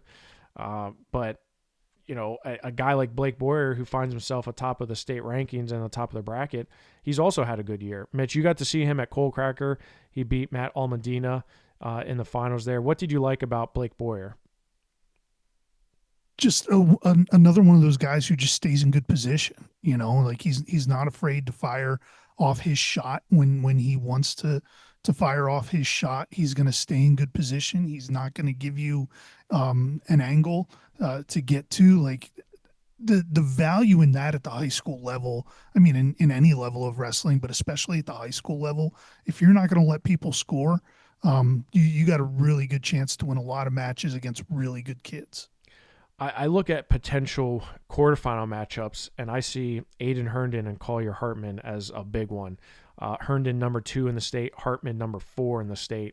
Hartman, as I mentioned, he's wrestled Dalton Wenner 3 times this year. Lost him at Powerade, then beat him at Fred Bell and really turned it on. I think he majored him at Fred Bell, then lost to him in the regional finals. So, I mean, if history repeats itself, he's due for another win against Dalton Winter. And I believe both those wrestlers, Herndon and Hartman, make it out to the quarterfinals. That to me is much, you can't miss that match. Woolshan and Chase Smith, again, think that's a great match. Greg, I also like Thomas Bencho and Tyler Detwiller of Palmyra. I think, when you look at the rankings, they're 12 is Bencho and Detweiler is number 13. That's to me an intriguing matchup. Detweiler's making his first trip to states. He's a senior, and that Palmyra team has gotten a lot better really quick. They made it to this team state tournament, wrestled Franklin Regional in that opening round matchup. But Thomas Bencho has also been wrestling really well, right? I mean, let's not forget that, Olympic Serraro, who we had thought was once, a second seed at the Whitfield tournament, he didn't make it to Hershey. Thomas Bencho did. Yeah, it was an interesting West region, right? Serraro knocks off Brooks Blasco, which set up Blasco and Smith to wrestle just to be able to advance to this weekend. Both of those guys were expected to be here. And then Serraro was in the semifinals, and then he loses 3 straight, including that fifth place match. And don't let the 12 losses fool you for Bencho. I mean, how many of those are to Collier Hartman? A good amount, yeah. He's he's definitely somebody who's been very tough and wrestling well in his sophomore. And one thing to note about Collier Hartman, I felt like in that West final, he wrestled a little bit sloppy. He first off, he chooses neutral position for his choice. Cannon McMillan as a team has been doing a lot of that with their choice throughout the postseason. But when he did get taken down by Winter, he was out within seconds. So to me, you're giving a point away that he probably could have earned. And then, giving Winter an escape with like 20 seconds left. It was just some of that, like when you're in a tight match with someone who's as good as Winter, you can't give away points. And that's what I felt like happened in that match. So to me, yeah, I mean, Hartman has the ability, and I think it's going to be a great quarterfinal match with him and Herndon, but it's a matter of how's he going to approach the match. Yeah, I mean, I think that's a good point. And I was surprised to see, especially after watching the Fred Bell match, that, Collier was kind of on his heels a little bit there. I like the Isaiah P. Jackson Fenner match as well. Mitch, you alluded to that one. Fenner's 9 and Jackson is number 10. Dillard and Kiefer for Manheim Central, I think could be a good one as well. Barrett Kiefer is number 11 in the state. Dillard's number 8. I think Blake Boyer has a pretty good draw. I think he beats Reef Dillard. So if we're going to go right into picks, I have Blake Boyer making the quarterfinals, beating Reef Dillard. Dillard over Kiefer. I have Boyer over Dan Smith. Right below that, I have Noah Fenner beating Jackson. I have Wenner beating Hamlin. I have Wenner beating Fenner to make the semifinals. I have Boyer, I don't know if I said that or not, Boyer beating Dillard to make the semifinals. On the bottom half, and this is where things get a little tricky, right? I have Trey Wagner beating Detweiler. I have Woolshan beating Chase Smith, setting up a rematch from January where Wagner beat Woolshan 4-1. I do believe Wagner is going to win that match in the quarterfinals to make the semifinals. I have Hartman beating Masano. I have Herndon beating Kadrina. And I have Herndon beating Hartman. I know Buck Caldwell's going to be crying over that one. But I have Herndon beating Collier Hartman to make the semifinals. Mitch, you got anything different? I do like Barrett Kiefer from Mannheim in that first round matchup with Reef Dillard. He does have a win over Collier Hartman this year, I think back at the King of the Mountain. That was, so I like Barrett Kiefer to come out of there, but same thing. I think it's a good draw for Blake Boyer to get into the semis. I do like Dalton Winter to get into the semis as well. I like where Trey Wagner's head is at. Like he talked about it post-match last week, that this is all a mindset for him, and he's in the right mindset right now. So I do like Wagner and Herndon in the semis. Yeah, you were right about that, Kiefer and Hartman did not have particularly a great King of the Mountain. He lost to him 4-1, Kiefer. So that's a good catch on that. Greg, what do you got? Yeah, very similar, right? I think Blake Boyer is fortunate with where he's at because of the fact that he doesn't have to, as much of a challenge, I guess, right, to get to the semis as the other guys on the bottom half. I feel like there's a lot of the talent on that bottom half. I do like Boyer over Dillard, Wenner over Fenner, and so Boyer and Wenner on the top half, and Wagner to get to the semis over Wolishin, and Herndon to make it to the semis over Hartman. Not picking Hartman either, man. This Whippeal, I feel like you're just now overcorrecting your Whippeal bias and picking against these guys. Yeah, maybe. I have just because I picked Sloboda, now all of a sudden I have a Whippeal bias. I'm just confused. But all right. I have Blake Boyer beating Wenner to make the finals. I have Herndon beating Trey Wagner to make the finals. Mitch, what do you got? I'm taking Trey Wagner in the finals in the bottom half, Blake Boyer in the top half. Again, I like the momentum that Trey Wagner has. I like where his head is at. Like I think he's in a really good spot. Greg? I'm gonna go with Herndon and Boyer in the finals, and I'll take Herndon to win the state title. I have the same. I have Herndon beating Boyer in the state finals. Mitch, I'm assuming you have Wagner. I'm going to take Wagner. Yeah, I'm going to take Trey Wagner to get back on top of the podium. Okay. 39, another one where I feel like, outside of like 33, 27, where we can see a lot of different guys step up and win a state title. If you were to tell me Blake Boyer wins a state title or Dalton Wenner wins a state title, not be surprised. If Trey Wagner or Herndon or Hartman win a state title, again, not super surprising. Let's not forget Collier Hartman. I mean, he had a great state tournament last year. He beat Trey Wagner to finish 5th. So obviously these guys are capable of it. When you look at the numbers, right, you've got 1, 2, 3, 4, 5, 6 returning state medalists. And all of them are really high. 5th, 4th, 7th, 4th, 4th, 5th. And Trey Wagner was 1st too. So these are all guys that are accustomed to finishing high on the podium. So I feel like there's definitely a tier here with those guys. Let's move up to 145 pounds. We're at the top of the bracket. We have Kai Vielma of Connellsville. He's a junior returning state 3rd. He was the champion out of the West. And on the bottom half, the number 2 seed is Miles Grossman of Gettysburg. He's a junior as well, returning state 6th place finisher. The 3rd seed goes to Jack Campbell of Nazareth. He's a 2-time state medalist, was 5th as a sophomore and 6th last year as a junior. The 4th seed is Dan Dennis, who's a sophomore, and he was a returning state qualifier, won the Southeast region. 45, I just feel like there's maybe not as many as what we talked about with 27, 33, or 39. I'm not as excited about 145, guys. I have to be honest with you. Is that feeling reciprocated, or am I just crazy?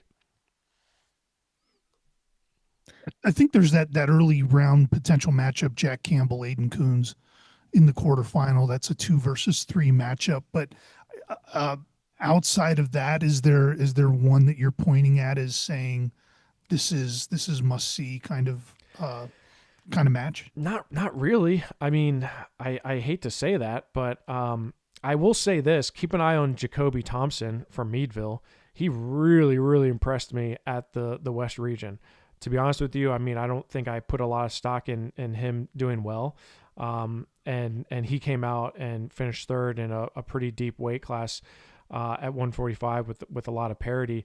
He's going to draw Quinn McBride, who's a 2-time state medalist, right out of the gate. Dan Dennis beating McBride, I thought was a big win for him. I do love that Aiden Coons and Jack Campbell potential quarterfinal matchup because, like you said, that's a 2 versus 3. But, I think there's not a lot of first-round matches. Like Logan Maurer and Ethan Kraser is probably one that I'd like. Maurer's a returning state qualifier. He's 8th in the state right now. Kraser is making his first trip as a junior. He's number 10 in the state. But I don't know. There's not a lot of matches that I have circled as like can't miss. I will say this, though, that quadrant on the top half with Dennis, Finnegan, and Engelman from Crestwood, that to me has a lot of intrigue. I think Dan Dennis is probably, the favorite here, but Greg, and you can allude to this, Aiden Finnegan's been wrestling really well as of late.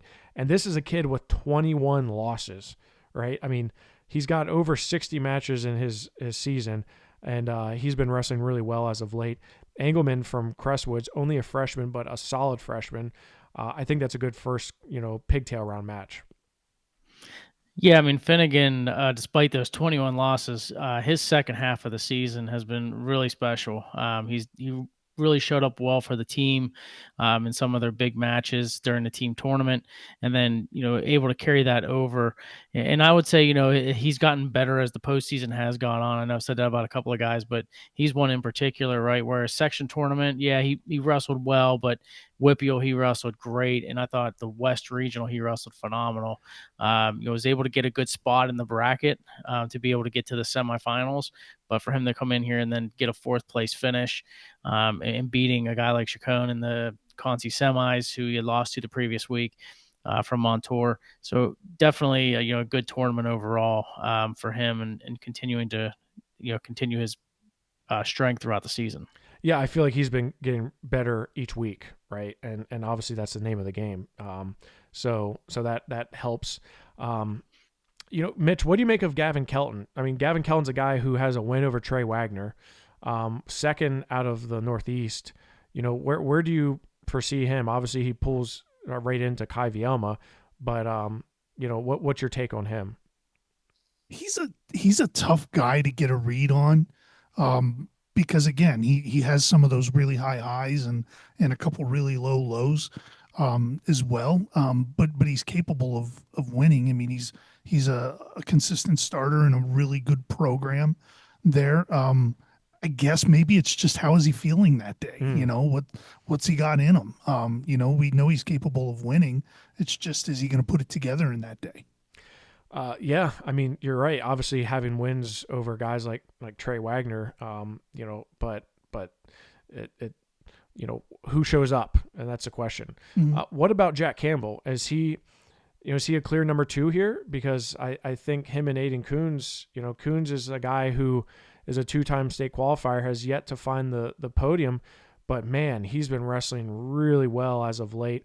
The match with Kai Vielma, got a little bit more out of hand than probably he wanted to, but I'll tell you what, he's been wrestling really well. Is this Jack Campbell and Aiden Coons match for sure the one to watch, Mitch? I think so. To me, that's the semifinal match there. I mean, I like a potential Quinn McBride, Miles Grossman quarterfinal on the bottom half of that side of the bracket, but I think it's Coons Campbell winner coming out to the finals. I just like, I like the headspace Jack Campbell is in. He's in his last run and he's just letting it go. Like he's not worried about winning or losing. He's just going out and wrestling. Like he's prepared. He knows he's prepared. He knows he's good enough. He's just letting it go. And on the flip side of that, Aiden Coons has 2 losses. They're both to Kai Vielma. Yeah. They kind of bookended the season, at the Top Hat tournament to start the year, and then they're at the West Regional tournament, so in between he's won a lot of matches, so, but I think that's the semifinal match. Greg, what about you? Yeah, I mean, I think there's going to be the round of 16 doesn't have as many. I think the quarterfinals has some intrigue, right? And I'll jump right into the picks, Jeff. But Vielma and Kelton, I think, will be a good one. I do like Vielma to win in that one and make it to the semis. Maurer and Kraser, your point, probably one of the better round of 16s. I like Maurer and to wrestle Dennis, with Dennis winning and getting to the semis.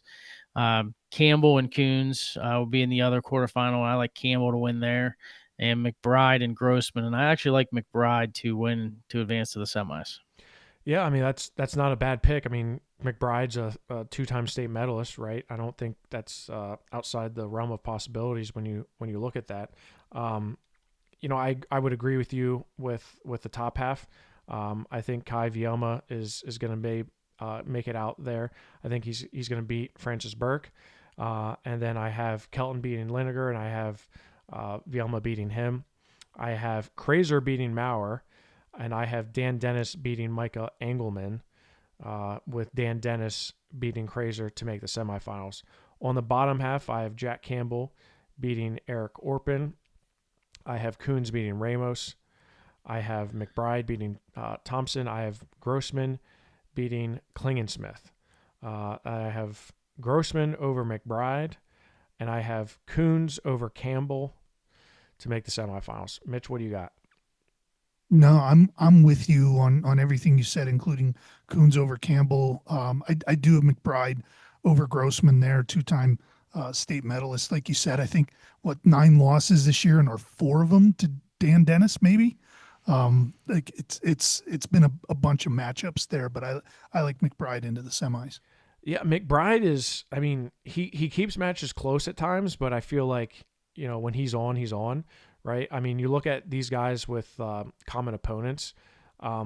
McBride and Grossman, they've never hit head to head, but they have so many comparables, and I feel like they're all very close. For example, Logan Maurer is one of them. McBride beat him at the Penske Leasing 11-9. In fact, I think that was to get his 100th career win. Grossman's beat Maurer 8-4 this season. So, I mean, these guys are right there. Drew Shearer has beaten them both. Yeah, I mean, I think you could flip a coin and that could be the winner. Greg, who do you have making it from the semis to the finals, and who's your pick to win it? Yeah, I got Kai Vioma to be in the final against Jack Campbell, with Kai Vioma winning the state title. Mitch? I've got Kai Vioma against Aiden Coons in the finals, with Kai Vioma winning the title. Yeah, I got the same as Mitch. I got Kai Vioma versus Aiden Coons in the finals. And my bias is, Greg, I just pick what my rankings say. So, but I did pick Coons over Campbell because that's a 2 versus 3. I picked number 3 Coons over number 2 Jack Campbell. I don't know. There's something different about Aiden Coons this season that I've seen that I feel like he's going to find a way. So that is 145. Let's move on up to 152, where we have at the top of the bracket Luke Knox from Perkiomen Valley, 42-2 on the season. He won the Southeast. He was state 3rd last year. On the bottom half, the number 2 seed is Gabe Ballard of Northampton, a 2-time state medalist.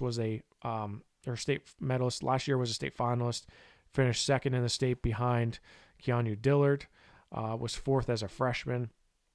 At the number 3 spot, you have James Whitbread of State College, who is a returning state 6th place finisher. He's committed to Penn State. Ballard is committed to Lehigh. And then the number 4 seed is Ian Longenberger from Boiling Springs, who's 42-1 on the season. He's a returning state 8th place finisher. Mitch, I'll start with you. I have a feeling I know what matches you're going to talk about, but I'm going to let you do it anyways. I mean, the Cade Campbell Ezra Swisher matchup is a great one out of the gate. It still surprises me to see 10 losses by Ezra Swisher, because I think so highly of him and in what he's capable of doing. But I think that's the real good matchup here that I'm going to have my eye on. I'll talk about Gabe Ballard a little bit, just because that's, again, another guy who spent the whole season wrestling up at 160 and made the drop for the postseason. And we talked last week. You can see the interview on our Rockfin page.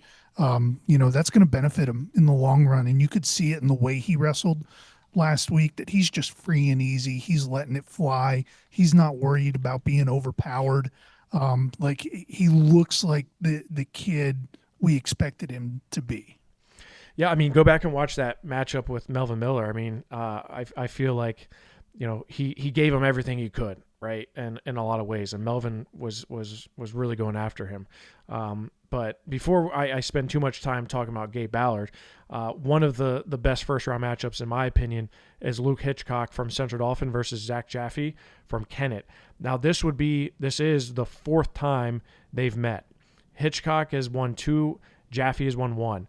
And Mitch, you were there for this one. Hitchcock beat Jaffe 11-10 in the Coal Cracker Finals. Do you remember that match? Does it ring a bell? No, I don't, because the way the Coal Cracker runs their finals, they run 2 finals at the same time. Yeah. You just skip the Central Dauphin kid. That makes sense. Not see it. Yeah. Thank you, Mitch. Appreciate you being there for my CD Rams. It is my Jeff Upson anti-bias. So I mean, 11-10, right? Obviously a fun match. They wrestled twice in 2023 with Hitchcock winning 4-3 and Jaffe winning 8-0.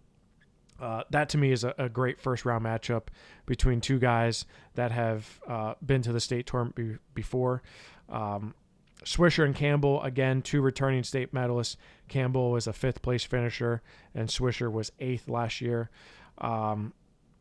Greg, what do you make of Mikey Ruan? I mean, he beat Swisher, then lost to Whitbread. That's the second time he's lost to Whitbread. I don't love where he's at in the bracket, but is this somebody that we should keep an eye on? I mean, I feel good about him getting to the award stand for sure. I don't love, to your point, where he's at, feeding right into Luke Knox in that quarterfinal matchup. But at the end of the day, he's been wrestling fantastic all season. Franklin Regional winning the team state title, and he's probably one of their best wrestlers on the team, right? He's been the anchor for them, and has had a phenomenal year. Yeah, I mean, Luke Knox to me is, he's an intriguing guy. Being 3rd in the state last year, I thought he had such a good state tournament last year. And really, I think sky's the limit for him to come out here. I feel like he's definitely the favorite to make the finals. But I think there's potential landmines all over. And that starts with Mikey Ruan. I mean, he's someone that I've been high on all season. I think I had him in the top 10. And this is somebody that, I've had a lot of people compare him to Garrett Thompson for Franklin Regional. Somebody just works really hard and gets the job done, and he's consistent, right? So I know Matt Leby speaks very highly of him, but that Cade Campbell or Ezra Swisher match, I wouldn't be shocked to see that winner there make the semifinals. Ian Longenberger, he's another one. Had a good South Central Regional tournament. Beat Luke Hitchcock in pretty dominating fashion. Luke Lilly is somebody that I feel like is a potential problem. I'm not saying that Luke Lilly's going to make it out to the quarterfinals. I'm not saying he's going to beat Longenberger, but I wouldn't look past that, Greg. Yeah, no doubt. I mean, Lilly, obviously, even though he's got 13 losses, the Connellsville schedule's been challenging all season. So the Lilly brothers have been, two solid guys for Connellsville as well. And it will make it interesting to see. I mean, I think at the end of the day, that matchup with Campbell Swisher could decide, to your point, who's going to be in the semifinals. But, a lot of, should be some good matches here, both in the round of 16 as well as the quarters. Mitch, what do you like here on the bottom half? On the bottom half, I talked about Gabe Ballard a little bit. Obviously, he's in a really good place with, I think, his confidence. That Zach Jaffe Luke Hitchcock matchup, the winner just runs into a buzzsaw a little bit there. I want to keep an eye on that match, but it's I still feel like that's Gabe Ballard's match to lose. Yeah, I would agree with you there. And I feel like James Whitbread has a nice path to the semifinals. Just looking at where he's at, being the number 4 ranked guy in the state, the highest ranked guy that he would see in that quadrant would likely be Gonzalez of Notre Dame. So to me, and that's a number 14. So I feel like that's a really good, or Kevin Mallon, who's number 13. I apologize. Kevin Mallon's number 13. So yeah, I like James Whitbread there on that bottom half. I agree. I have James Whitbread beating Gonzalez. I have Musser beating Mallon, and I have Whitbread beating Musser. I have Hitchcock beating Jaffe. I have Ballard beating Campbell, and Ballard beating Hitchcock. Greg, anything different on the bottom half? Yeah, I got Ballard and Jaffe with Ballard going on. I got Musser and Whitbread with Whitbread going on. Top half, I had Longenberger and Campbell. Campbell getting to the semis. Ruan and Knox with Knox in the semis. Mitch, anything different on the top half? No, I'm the same as Greg there. Yeah, I have Knox coming out, beating McGarrigle. I have Rurain beating Spouts, and Knox beating Rurain to make the semifinals. I have Campbell beating Swisher, and then I have Campbell beating Longenberger. I have Luke Lilly wrestling Longenberger winning that, but Campbell making the semifinals. Finals picks. Who do you guys got going to the finals? Mitch?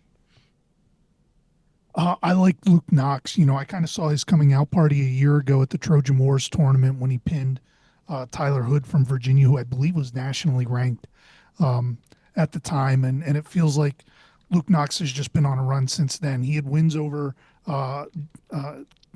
Campbell at the state tournament, a win over Chris Dennis at the state tournament, Nate Replogle, who we'll talk about at 160. He had a win over him at the state tournament. He found another gear, Luke Knox did. So I like Luke to get into the finals against Gabe Ballard. Greg, assume you have the same? Yeah, Knox and Ballard. I'll even go one step further and say Ballard to win it. Dang.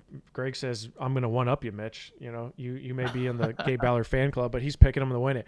I have Luke Knox beating Cade Campbell to make the finals as well. I have Ballard beating Whipred to make the finals. And I will join you on that, Greg. I have Ballard beating Knox. Intriguing matchup, though. I feel like it's a...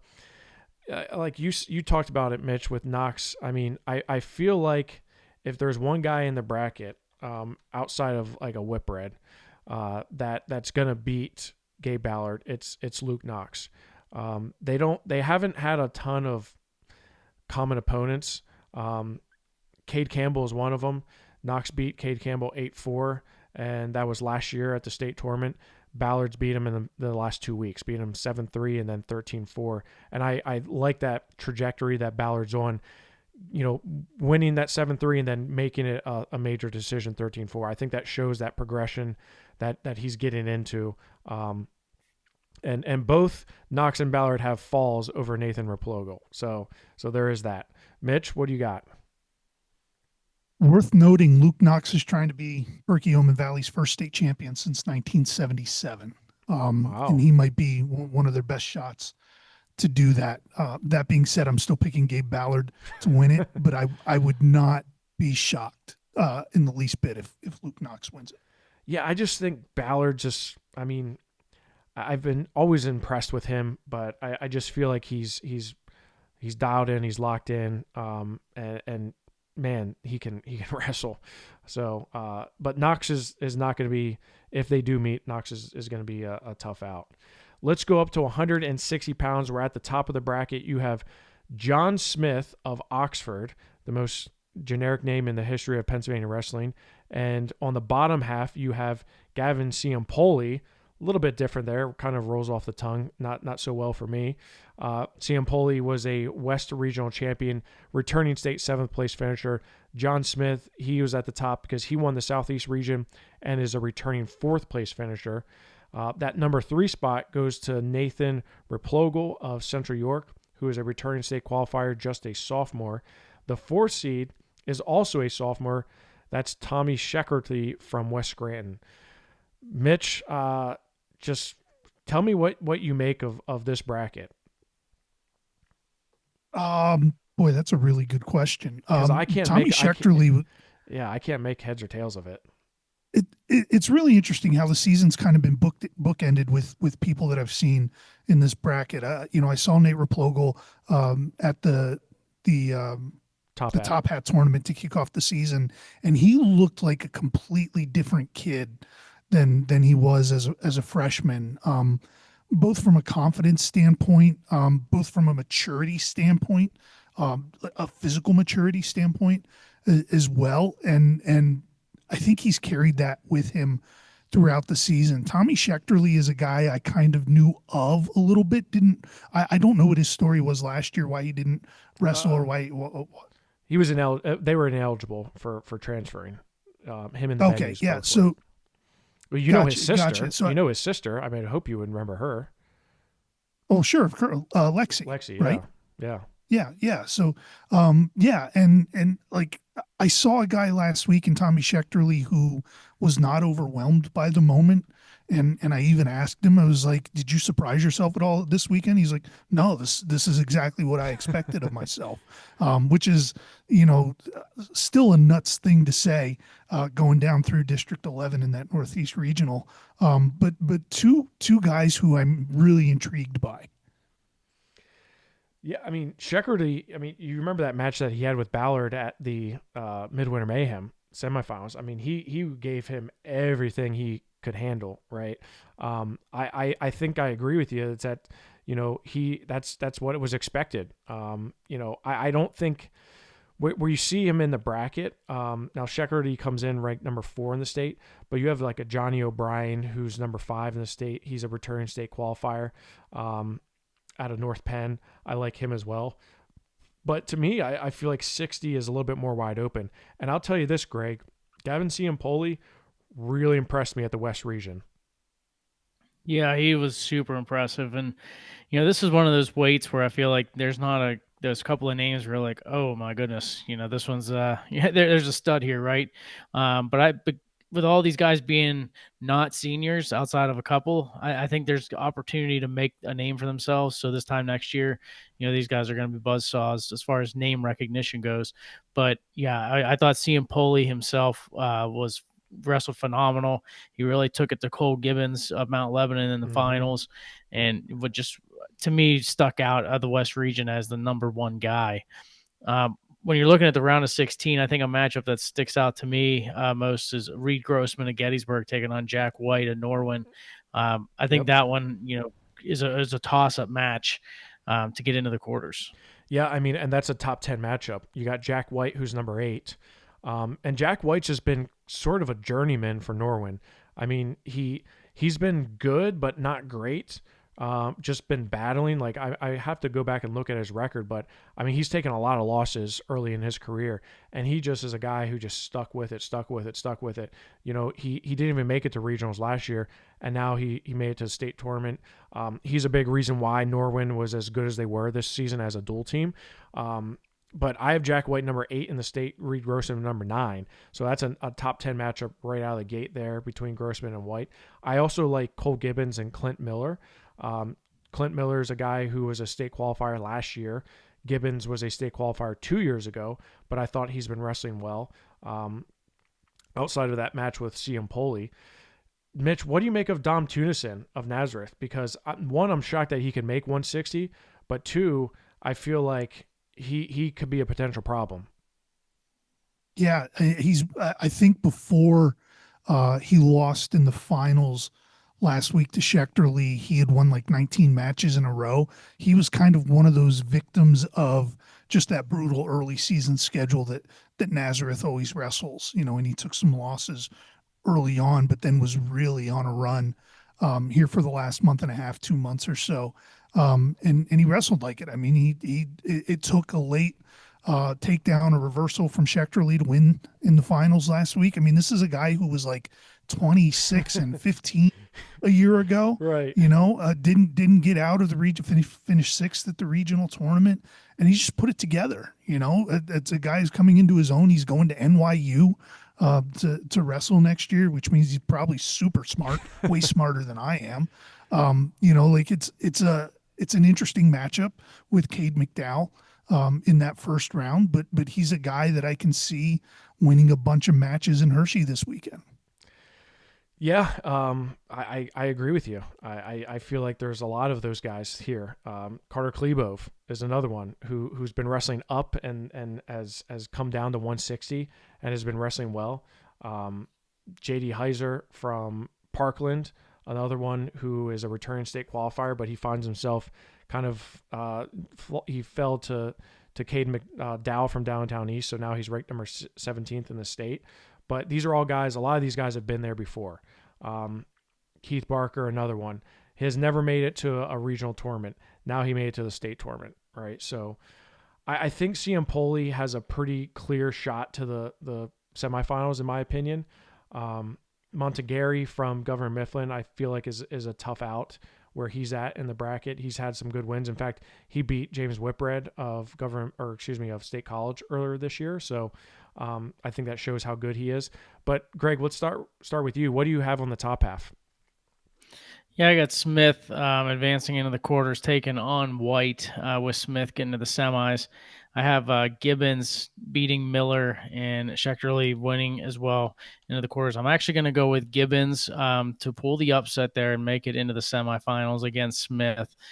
I have Replogle on the bottom taking on O'Brien with Replogle into the semis. And I have Tunison taking on Ciampoli with Ciampoli in the semis. Mitch, anything different? The only thing I have is Schecterly into the semis as well because I don't have that West bias like No, you Greg does. don't. Yeah, I don't. I mean, Gibbons is going to have a tough out with Clint Miller. I mean, I really is. I do have Gibbons winning that, but I would not be shocked if Clint Miller's the guy who makes it to the quarterfinals. I have John Smith beating Carter Klebov. I have Jack White beating Reed Grossman. I have John Smith beating Grossman, or excuse me, Jack White.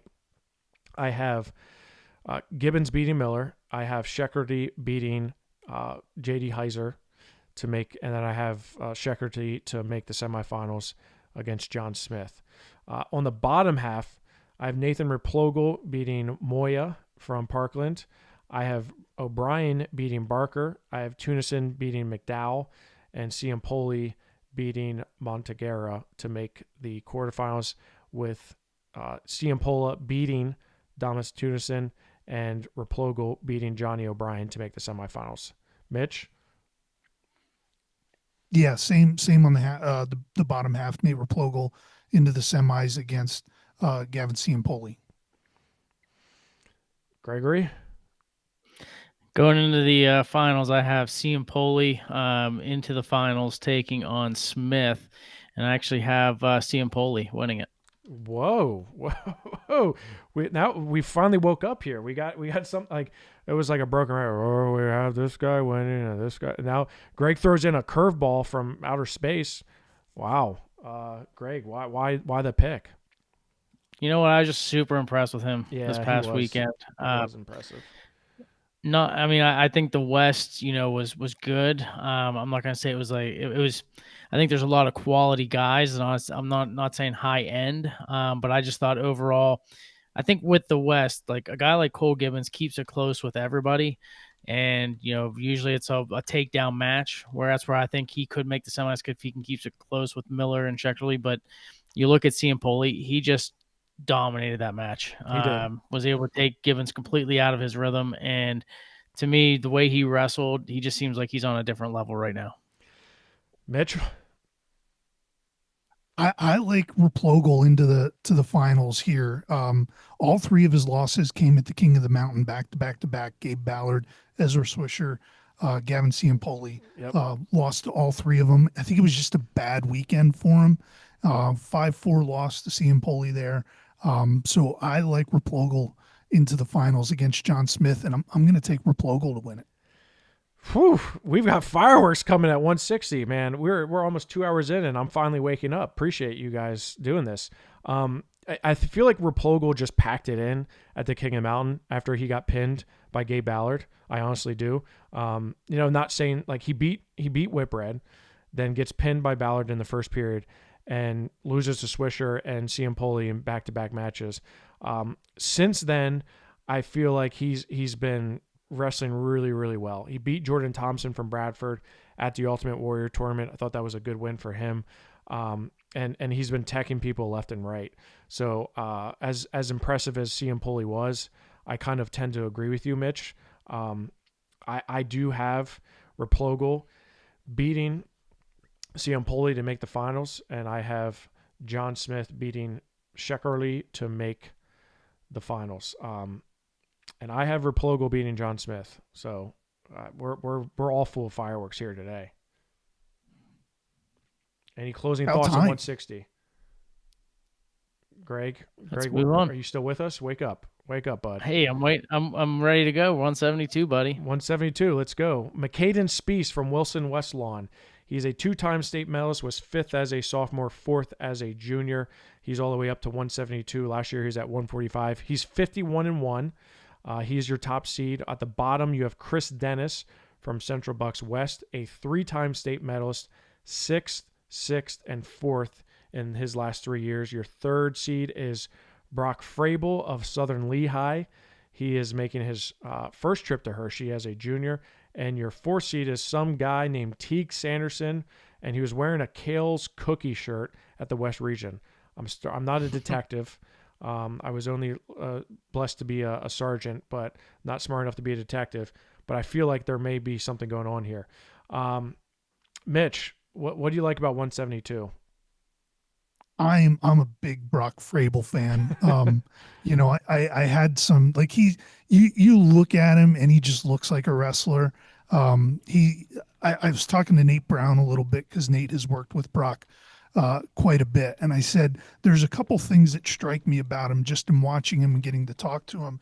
He's very thoughtful when you talk to him, and I said my guess is he's one of those super smart kids that's probably top of his class, and Nate's like, oh, absolutely he is. And I said, and he also looks like he could lift a Buick with one hand, like just got that sneaky strength about him as well. Like I was super impressed watching him wrestle last week, and he was smart. He was very tactical in how he went after Zayden Salet from Emmaus in the finals. Like I'm a big Brock Frable fan. Yeah, I that's clear. I mean, it's evident that you're a big fan of his. Greg, what do you like about 172? There's not a lot of WPIAL. I know this is sad for you because the WPIAL is not well represented here. I mean, I think they are, right? I think you got LeBrier, you got Cartwright, you got Costa, and Caleb Kinsey too. Teague so Sanderson, he owns all of them. I mean, come on. He does, but I mean, his match with Cartwright was tight. Cartwright was a takedown away from winning that one, and he got the points early against LeBrier. LeBrier tried to battle back. I think this weight class itself, though, is pretty deep. I mean, there's several really good matchups here in this round of 16. And I think from getting to the quarters, you could say like guys like Spieth and Dennis, Frable, Sanderson, like the region champs. You're like, okay, I feel pretty good about them. But I tell you what, I think the second and third place guys in this weight class are pretty solid too. I mean, just look at the Southeast region. The top 3 there are really, really strong. You got Chris Dennis, 3-time state medalist. You got Blake Hostetter, who's a state 7th last year. You have AJ Corp, state 5th last year. Both those guys lost their freshman year due to injuries. So and you have 3 guys from the Southeast all ranked in the top 5, right? McKay and Spieth is number 1. Frable is number 3. So I would agree with you. But when I look at that opening round matchups, I like Hostetter and Simak. Simak from Nazareth is somebody who, he's not obviously the biggest name on the team, right? But he finds ways to win. And let's not forget he beat Domson Pollock from Notre Dame at the team tournament. Mitch, you were there for that. Hostetter is last year he came into Hershey and he was put together with duct tape and shoestrings. Yeah, I mean he was all banged up, right? So if he's healthy, I think he can be a problem. AJ Corp, Zayden Salet from Emmaus, another really good first round matchup. Even Bird and Cartwright, LeBrier and Amsbacher. These are all really, really good first round matchups that I think are really going to set the tone for where these guys are. And I agree with what you said, Greg, about the regional champions, being kind of far and ahead of some of the other guys. Spieth, I feel like, is on a different level. Spieth has been wrestling really, really at a high level. He's a Marsteller kid. Him and Replogle work out a lot. You see a lot of similarities there. Dennis, same thing. But Mitch, who do you see coming out from that top half? I really like McCaden Spieth. Like you said, he's been on a different level this year. It's like somebody put a bike pump into him and just pumped him full of air. Because what was he, 145 last year? Yeah. And now he's, he just ballooned up this year, but in a good way. And he's maintained that quickness that he's always had while just being strong as a bull as well. So I like that potential second round, that quarterfinal matchup with AJ Corp or Zayden Salet, whoever that might be. Like you said, like Elijah Simak he's a sneaky one. Sneaky, yeah. Here because I don't think people are going to think too much of him. But that win over Domson Pollock, I'm not going to call it a fluke. I don't know that if he wins another matchup, if they wrestle that 10 times, but it was a very smart match that he wrestled, and he didn't get himself into trouble, and he kept himself in good position, and that's kind of what he does. And then he's got the the ability, the athletic ability to go in and make things happen there. So that, like you said, if Blake Hostetter's healthy, I probably like him in that matchup. But whoever comes out of that matchup is going to give Teague Sanderson a good run. Yeah, I mean, Spieth beat AJ Corp 5-2 at the King of the Mountain this year, right? This season. So that kind of puts it in perspective where these guys are. Even Sallet, I mean, I thought he's had a good season. This is his second trip to Hershey. Whereas Teague Sanderson, he's a freshman, and yes, he's got the Sanderson DNA, and yes, he's been battle tested, but I still think like he has a lot to prove. But that quadrant there, again, it wouldn't shock me if Hostetter, Simak, or Sanderson make the quarterfinals. Greg, what do you like? Yeah, I like Spieth to make it into the semifinals, beating Corp in the quarters. I have Hostetter getting to the quarters, taking on Sanderson, and I'm going to go with Sanderson. I think he's just a bit of an unknown from the state level. Obviously, I know he's wrestled, close to 50 matches, but I think you get him getting an opportunity to wrestle some of these guys. I think he's really strong in the first period. You got to try to keep up with him. And if you can kind of weather that storm in that first period with him, then I think you have a chance. But I think he does get it done to get to the semis against Spieth. Bottom half, Mitch. What do you like? Again, I like Brock Frabel. Coming out of that, I think he's going to get himself into the semis there. Chris Dennis is another guy who feels like he's been around forever. Was it his freshman year that he had that big upset? Was it maybe Brock Weiss? No, that was he upset her. No, that was. Or am I making that up? Yeah, you are making that up. That was another District 1 wrestler. That was, what's his name? Pat, another Central Bucks wrestler. Yeah, that's what it was. The Central Bucks throwing me off. But he feels like he's been around forever. I feel like it's those two guys on the bottom half of the bracket. Yeah, I mean, when you look at the history here of these guys, I mean, there's a lot of head-to-heads that we can have comparisons to. Frabel is kind of that outlier, though. And him being banged up and kind of put together with Velcro over the last couple of years. I mean, Mitch, is he healthy? I mean, do you feel like he's in a good position, good health-wise at least? Yeah, we talked about that because he got hurt out at the Coal Cracker. Yes. I think it was that he got hurt and he missed the better part of a month. And, he feels healthy. He feels good. He took some time to make sure that he was good. And I think that rest is going to do him well here. Yeah. So I think I skipped my picks, right? I don't think I gave you mine. I have Spieth beating Costa. I have Corp beating Sallet. I do have Hostetter beating Simak, but I have an asterisk there as like this could go either way. I have Sanderson beating Dustin Hoover. I have Teague Sanderson beating Hostetter to make the semifinals. I have Spieth beating Corp. They wrestled 5-2 last time, so I expect a similar matchup. On the bottom half, I have Brock Frabel beating Ryan Solomon. I have Christian Bird beating Ethan Cartwright. I know Matt Levy's not going to be happy with me. And then I have Frabel making it to the semifinals. I have LeBrier beating Anspacher. I have Dennis beating Alcy from Donegal. And then I have Dennis making the semifinals over LeBrier, and Dennis beating Frabel to make the finals. You guys have anything different?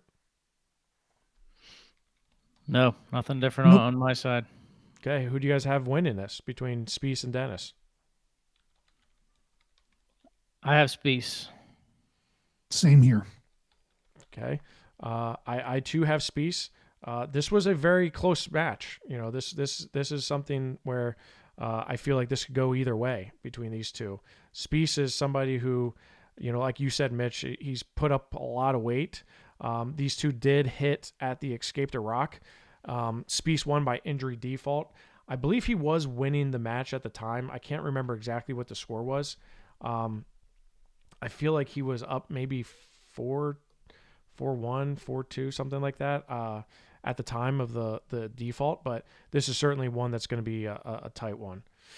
Let's move up to 189 pounds, where at the top of the bracket, you've got the WPIAL champion and West Regional champion Mario Hutcherson of Kiski area. He's 44-1 on the season. Last year, he was 6th in the state.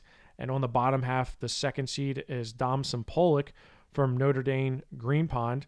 What's interesting here is they hit head-to-head this year, with Sampolik beating him at the Powerade tournament. But because of where they ended up with their seed points, Hutcherson gets the top. Franco Latoro from Interboro, he is your number 3 seed, and Noah Templin from Manheim Central is the number 4 seed. I guess the question here is, who's going to stop these two from a collision course, Mario Hutcherson and Dom Sampolik?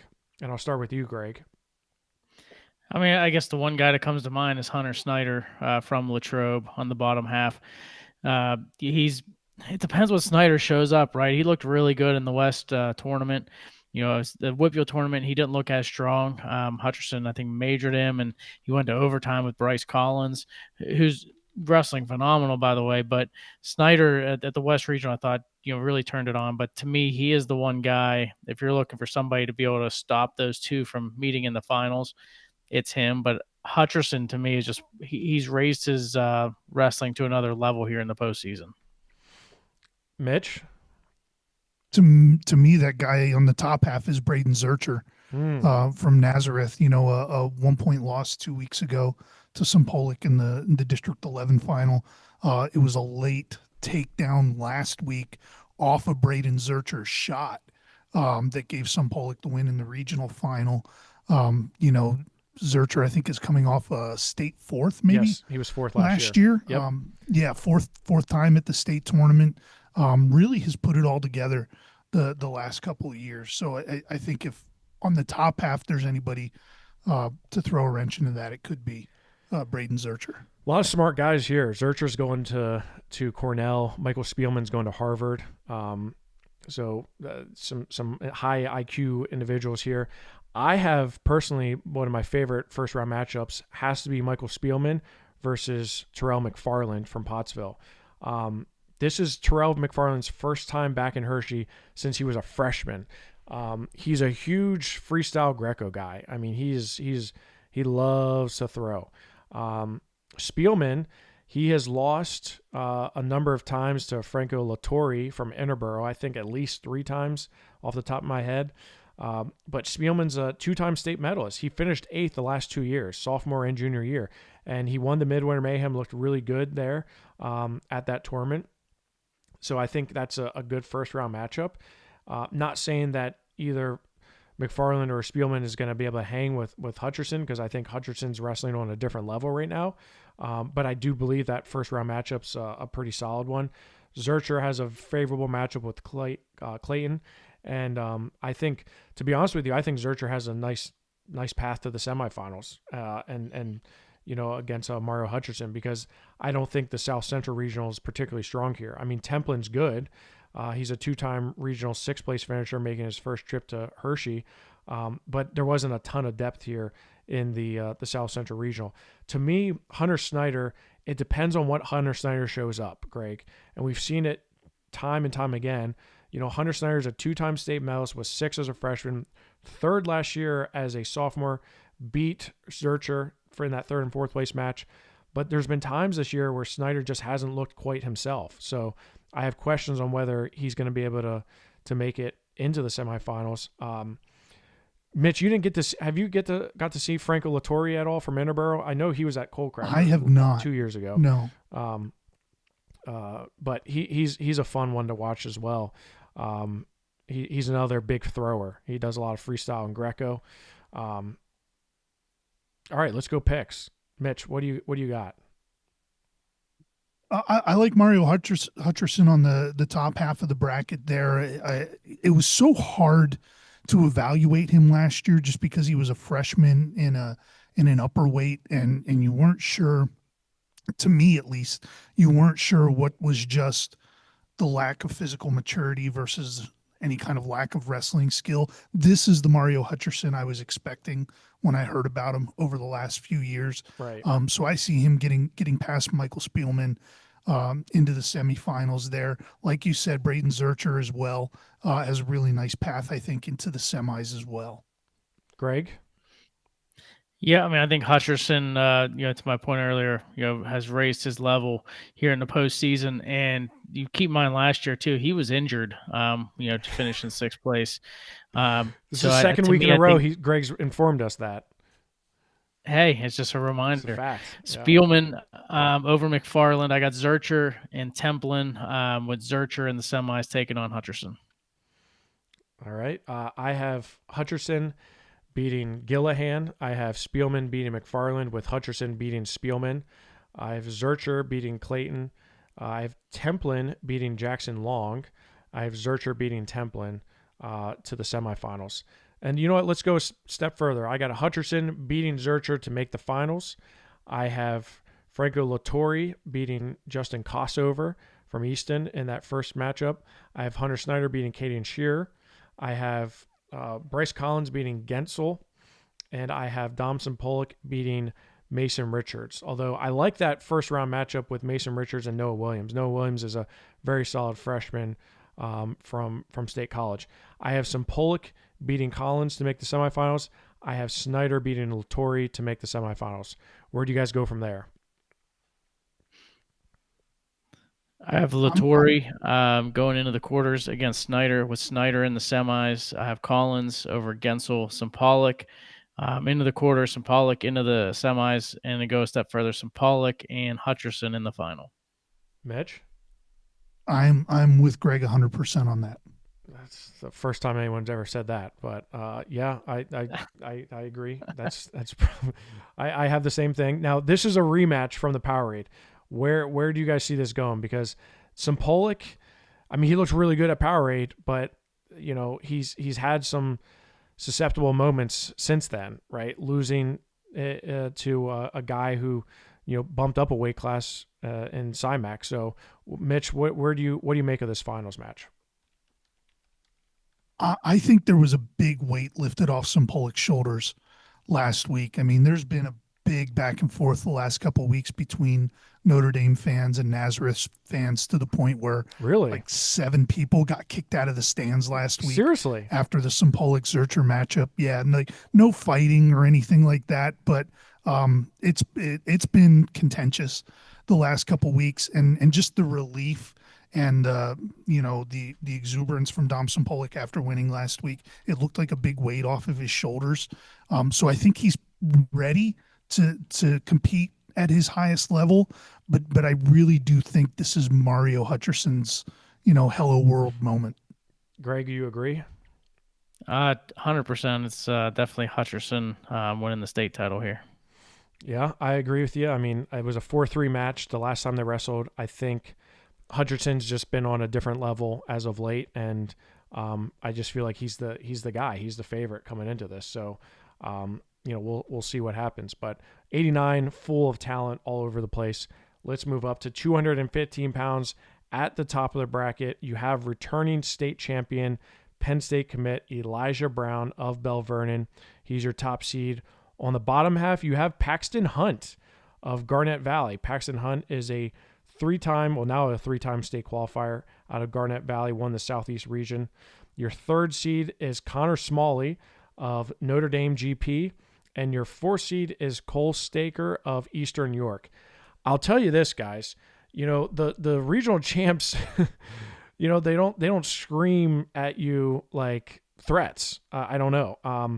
Paxton Hunt beat Dexter Bechtold, who was a returning sixth place finisher. That to me was a pretty shocking defeat for Bechtold. He has been really solid throughout the season. In fact, he wrestled Elijah Brown pretty strong at the Trojan Wars tournament this year. But if you would have told me that Cole Staker at 35-1 and Connor Smalley at Notre Dame would be your third and fourth seeds, I don't know if I would have believed you to start the season. Mitch, what do you see at 215 here? Yeah, I especially on the bottom half of the bracket too. I think there's some opportunities there for the guys who are not regional champions to make some runs on that bottom half of the bracket. Kendall Orr is the one that comes to mind first and foremost. I like Cooper Ruskowski as well. Even that's a really good Western region when you're talking about those three guys. Like that's those are three battle tested guys that are really good. I would not be surprised to see all three of those West top three guys in the semifinals. Yeah, I mean, Greg and I have talked about this all season. I mean, those guys have been 1, 2, and 3 all year, right? And the pecking orders changed a little bit, right? Because Hoare beat Brown, then Ruskowski beat Orr, then Brown beat Ruskowski, and now Brown beat Hoare in the finals there. And to be honest with you, Brown, he was banged up to start the season. Brown's on a different level. He's on a different level now. He's wrestling exactly like we saw him last year. Ruskowski is banged up. He's had some matches where, he's really had to dig deep to finish them and to find ways to win. So I like you talking up the West region, but man, if Paxton Hunt can beat Decker Bechtold, who is a returning state sixth place finisher, I think Paxton Hunt has to be in that conversation. So let's look at best first round matches. Mitch, is there anything that you have here? As we're burning the candlelight, what do you see here? Nothing in particular that sticks out to me. As must watch. Again, it's just those guys that aren't the regional champions that I want to see how they come out. If they come out a ball of fire, and are putting a bunch of points on the board, like that's going to make things really interesting in the quarters. Yeah. What about you, Greg? I think the region. Go ahead. I think the region champs may have a challenge, to be honest with you, because the West region being so strong, you have Braden Collins, state qualifier last year from Canamac, feeding in Nicole Staker. I think that's going to be a good matchup. Cale Ott of Penn Trafford beat Braden Collins, and then they've gone back and forth.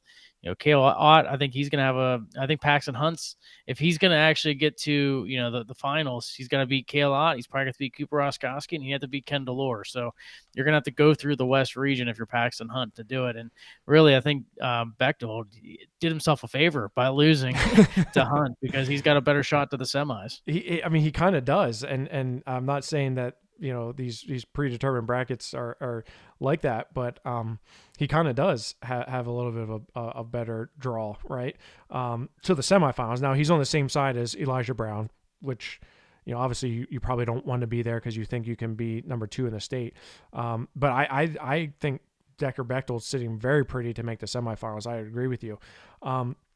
It's nothing against Eastern York and Cole Staker, but he hasn't wrestled a ton of we haven't seen him against a lot of the top competition. They both have losses to Ethan Brownback from Wilson Westlawn, who's Tristan Warner's boy. Nolan Reinhardt, they both have losses to him as well. So, I agree with you. I think Braden has a chance to win this. Staker, with only one loss on his career, he lost to Nolan Reinhardt, who moved up to 285 for the postseason. But he's had some close matches where, he hasn't really put people away. He hasn't wrestled a ton of tough competition, to be honest with you. He really hasn't wrestled anybody to the level that Braden Collins has. So I've questioned that. All right, let's look at picks here. Greg, we'll start with you. Go top to bottom. What do you got? You got it. So I got Brown into the quarters against Ernagati. And I have Brown into the semis. I have Bechtold taking on Braden Collins. And I have Bechtold getting it into the semis. I have Smalley against Orr with Orr into the semis. And I have Ruskowski and Hunt with Ruskowski into the semis. Mitch?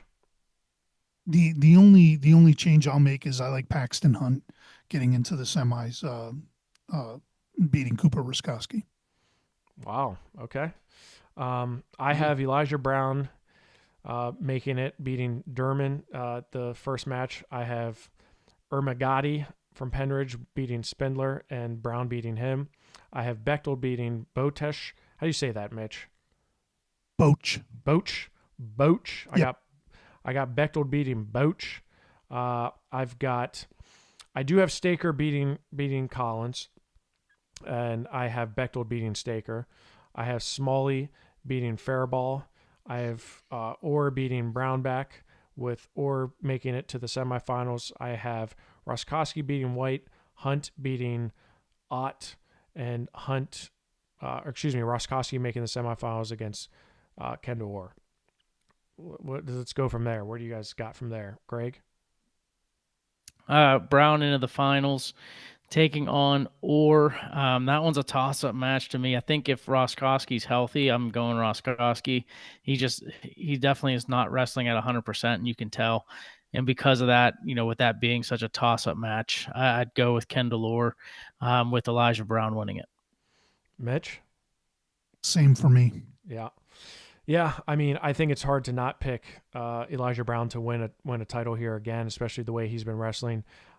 Really opened it up against Kendall Orr last time, so I would agree with both of you guys' assessment here. It's going to be fun to see how the top 8 shakes out, though, because outside of those top, 1, 2, and 3, with Brown, Orr, and Roskowski, I think even Bechtold and Hunt, I think there's a lot of openness. I could see a Collins sneaking in. I could see a Cale Ott wrestling well, or even an Ethan Brownback coming back strong. So, yeah, I think 215 outside of the big guns is a good weight class. Our final weight of the evening is 285 pounds, and you've got Dean the Mean Machine Bechtold at the top, 24-0.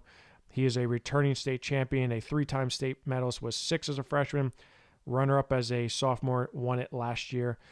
At the bottom, you have Brady Rebuck of Shikellamy, who is a returning state medalist, was 8th last year. At your number 3 spot, you have Braden McConaughey of North Allegheny, another guy who is making his 3rd trip to Hershey. And the 4th seed is Nolan Reinhardt, a guy who came up from 215 to heavyweight for the postseason, and he's undefeated. The interesting piece here is you've got 3 undefeated guys, right? And they're all regional champions, obviously. Rebuck, Reinhardt, and Bechtold. But Bechtold's just on a planet onto his own here at 285. Mitch, is there anything that you see here that jumps off at you? I really like that Cam Dana, Jack Peters first round matchup. I mean, that's I think a top 6 matchup. There, Jack Peters, 6 losses this year. I want to say 4 of them might be to Brody Rebuck at this point. Dan Schiffert, I thought, gave Brody Rebuck everything he could handle last week, and Rebuck did a really good job of just kind of wearing him out and then taking advantage of him when he got tired. I was super impressed with Dan Schiffert throughout that entire tournament. But yeah, like you said, it's I'm really curious to see how Nolan Reinhardt handles, just this level of competition, giving up the size that he is. Brody Rebuck spent the off season putting on 25 pounds or so to get ready to be a college heavyweight. I think he's going to Lock Haven. So he's spent the whole year up at heavyweight adjusting to the styles that is there. So I'm curious to see how Nolan Reinhardt will handle it. Greg, what do you see here? Yeah, I mean, I agree with Mitch. I expect Dana and Peters to be overtime match, just because that's how Cam Dana wrestles, right? He keeps it close, Yeah. No matter who he's wrestling. So I expect that one to be an overtime matchup. But overall, I mean, I think, obviously Bechtold's in a different atmosphere, in my opinion, than the rest here at 285. But then it's, from there, it's, it's pretty wide open, right? As far as who's going to, I think Rebuck, has a clear shot to make it to the finals against Bechtold. But anything from there, I think, is open game, honestly, in this weight class. Yeah, I mean, Rebuck has been impressive, Mitch. I've seen him a number of times this year, and, I was curious to see how he was going to adjust to the heavyweight weight class, but I feel like he's adjusted very well. Wrestling guys like Oswalt, Peters, we had talked about some of those bigger names, bigger bodies, I guess you could say. Matt Scott's another one that intrigues me from Council Rock South. Not a big body, but somebody who I think can mix it up with some of these heavyweights. Greg, where do you like Braden McConaughey to do here? Because, there's been times I'm like, yeah, he looks like he's a guy who can finish top 3 in the state. There's other times I'm like, I don't know. I mean, I feel like that at times whenever he's not wrestling Cam Dana. True. But he, to me, I think he's another one who, and that's how it is at heavyweight, right? Kind of keep it close, but he's got that athleticism to be able to get a shot in and be able to get in and get to his moves, So to me, I think, he's going to do well in this weight class. It's just a matter of how high he'll place in the top 8, but I do think he'll be coming home with a medal. Best first round matchups for me: Cam Dana, Jack Peters.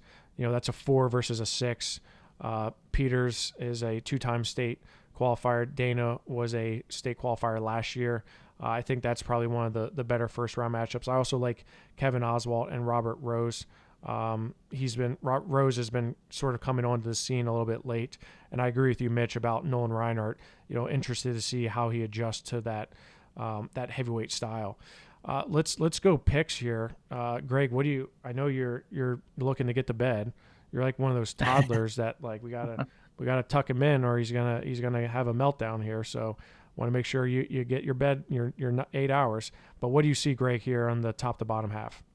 Hey, this is the guy that moved it up. Typically, we're a 9 p.m. start. We would have been here to midnight. I think you're the one here looking for your pacifier right now, buddy. But let's go these picks. Whoa! Shots fired. Bechtold into the quarters and into the semis. Mm-hmm. I have him taking on Jack Peters in the quarterfinal. Schiffert against Reinert, and then I have Schiffert winning there to make it into the semis against Bechtold, and I have Bechtold into the final. McConaughey, I have him wrestling Scott, with McConaughey making it into the semis, and then I have Oswalt against Rebuck, and Rebuck going into the semis as well as the final against Bechtold, and Bechtold winning it. Man, Mitch, Greg just said, I'm into this. Mic drop. All right, Greg, you're good to go. Thanks for joining us. Mitch, what do you got? The only thing I have different than what Greg said is I have Cam Dana beating Jack Peters in that first round, and then falling to Dean Bechtold. But I agree with Greg. I think it's Dean Bechtold. I think it's Brody Rebuck. I've been waiting all season to see if there's been a slip up for Brody Rebuck at all, but there just hasn't been. Like he's been really good. Unfortunately, he's running into one of the number 4 guy in the nation, the all-time good guys. Yeah, one of the best heavyweights. I mean, this is a guy who, they had to use a spatula to pick up all his opponents off the mat last year. I mean, he was just flattening them out left and right in Hershey, and that hasn't really stopped this year. Bechtold's on another, again, completely different tier, different plane. I have Bechtold beating Crossman. I have Peters beating Dana, with Bechtold beating Peters. I have Schiffert beating Carmona, although I have to give a shout out to Dakota Carmona. He's had a great season for the Big Macs. Nolan Reinhardt, I have him beating Justin Williams. And then I have Schiffert beating Reinhardt to make the finals there, or excuse me, semifinals. I have McConaughey beating Rodriguez. I have Scott beating Wysocki. I have Oswalt beating Rose, and Rebuck beating Montgomery. I have Rebuck beating Oswalt. I have McConaughey beating Scott. I have Rebuck into the finals against Dean Bechtold, with Dean Bechtold winning it. I think we're all in agreement there, right? No doubt. Well, Mitch, are you sitting in a beanbag chair, or are you sit like I feel like what are you sitting in? Are you sitting in an office chair? Are you comfortable? I have a really nice Serta office chair. Okay, it's your thing's blurred, so I couldn't see, but you looked really comfortable. So yeah. No, there's a reason for that, because you do not want to see what else is back here in my office. All right. Guys, that's 2 hours and 30 minutes of previewing the PIAA AAA state tournament. I'm whooped. I appreciate you guys joining us, and can't wait to see you guys in Hershey. Safe travels, friends. Safe travels, everyone. All right, everybody, we've got updated state rankings, updated tournament rankings. So we rank the top 20 in each class. We rank the top 16 girls. We also have our top 30 rankings. A lot of stuff coming out here. Mitch, you have a story coming out tomorrow, right? on Reagan Milheim? I do. I have a story on Reagan Milheim coming out tomorrow. It's long, like it is lengthy, but it's a really interesting read about kind of what he's been dealing with over the last year or so. It's not as long as the show was, so there's that, right? It might be. It's pretty close. It's pretty close. All right, well, guys, we appreciate it, and we'll see you all in Hershey. Okay.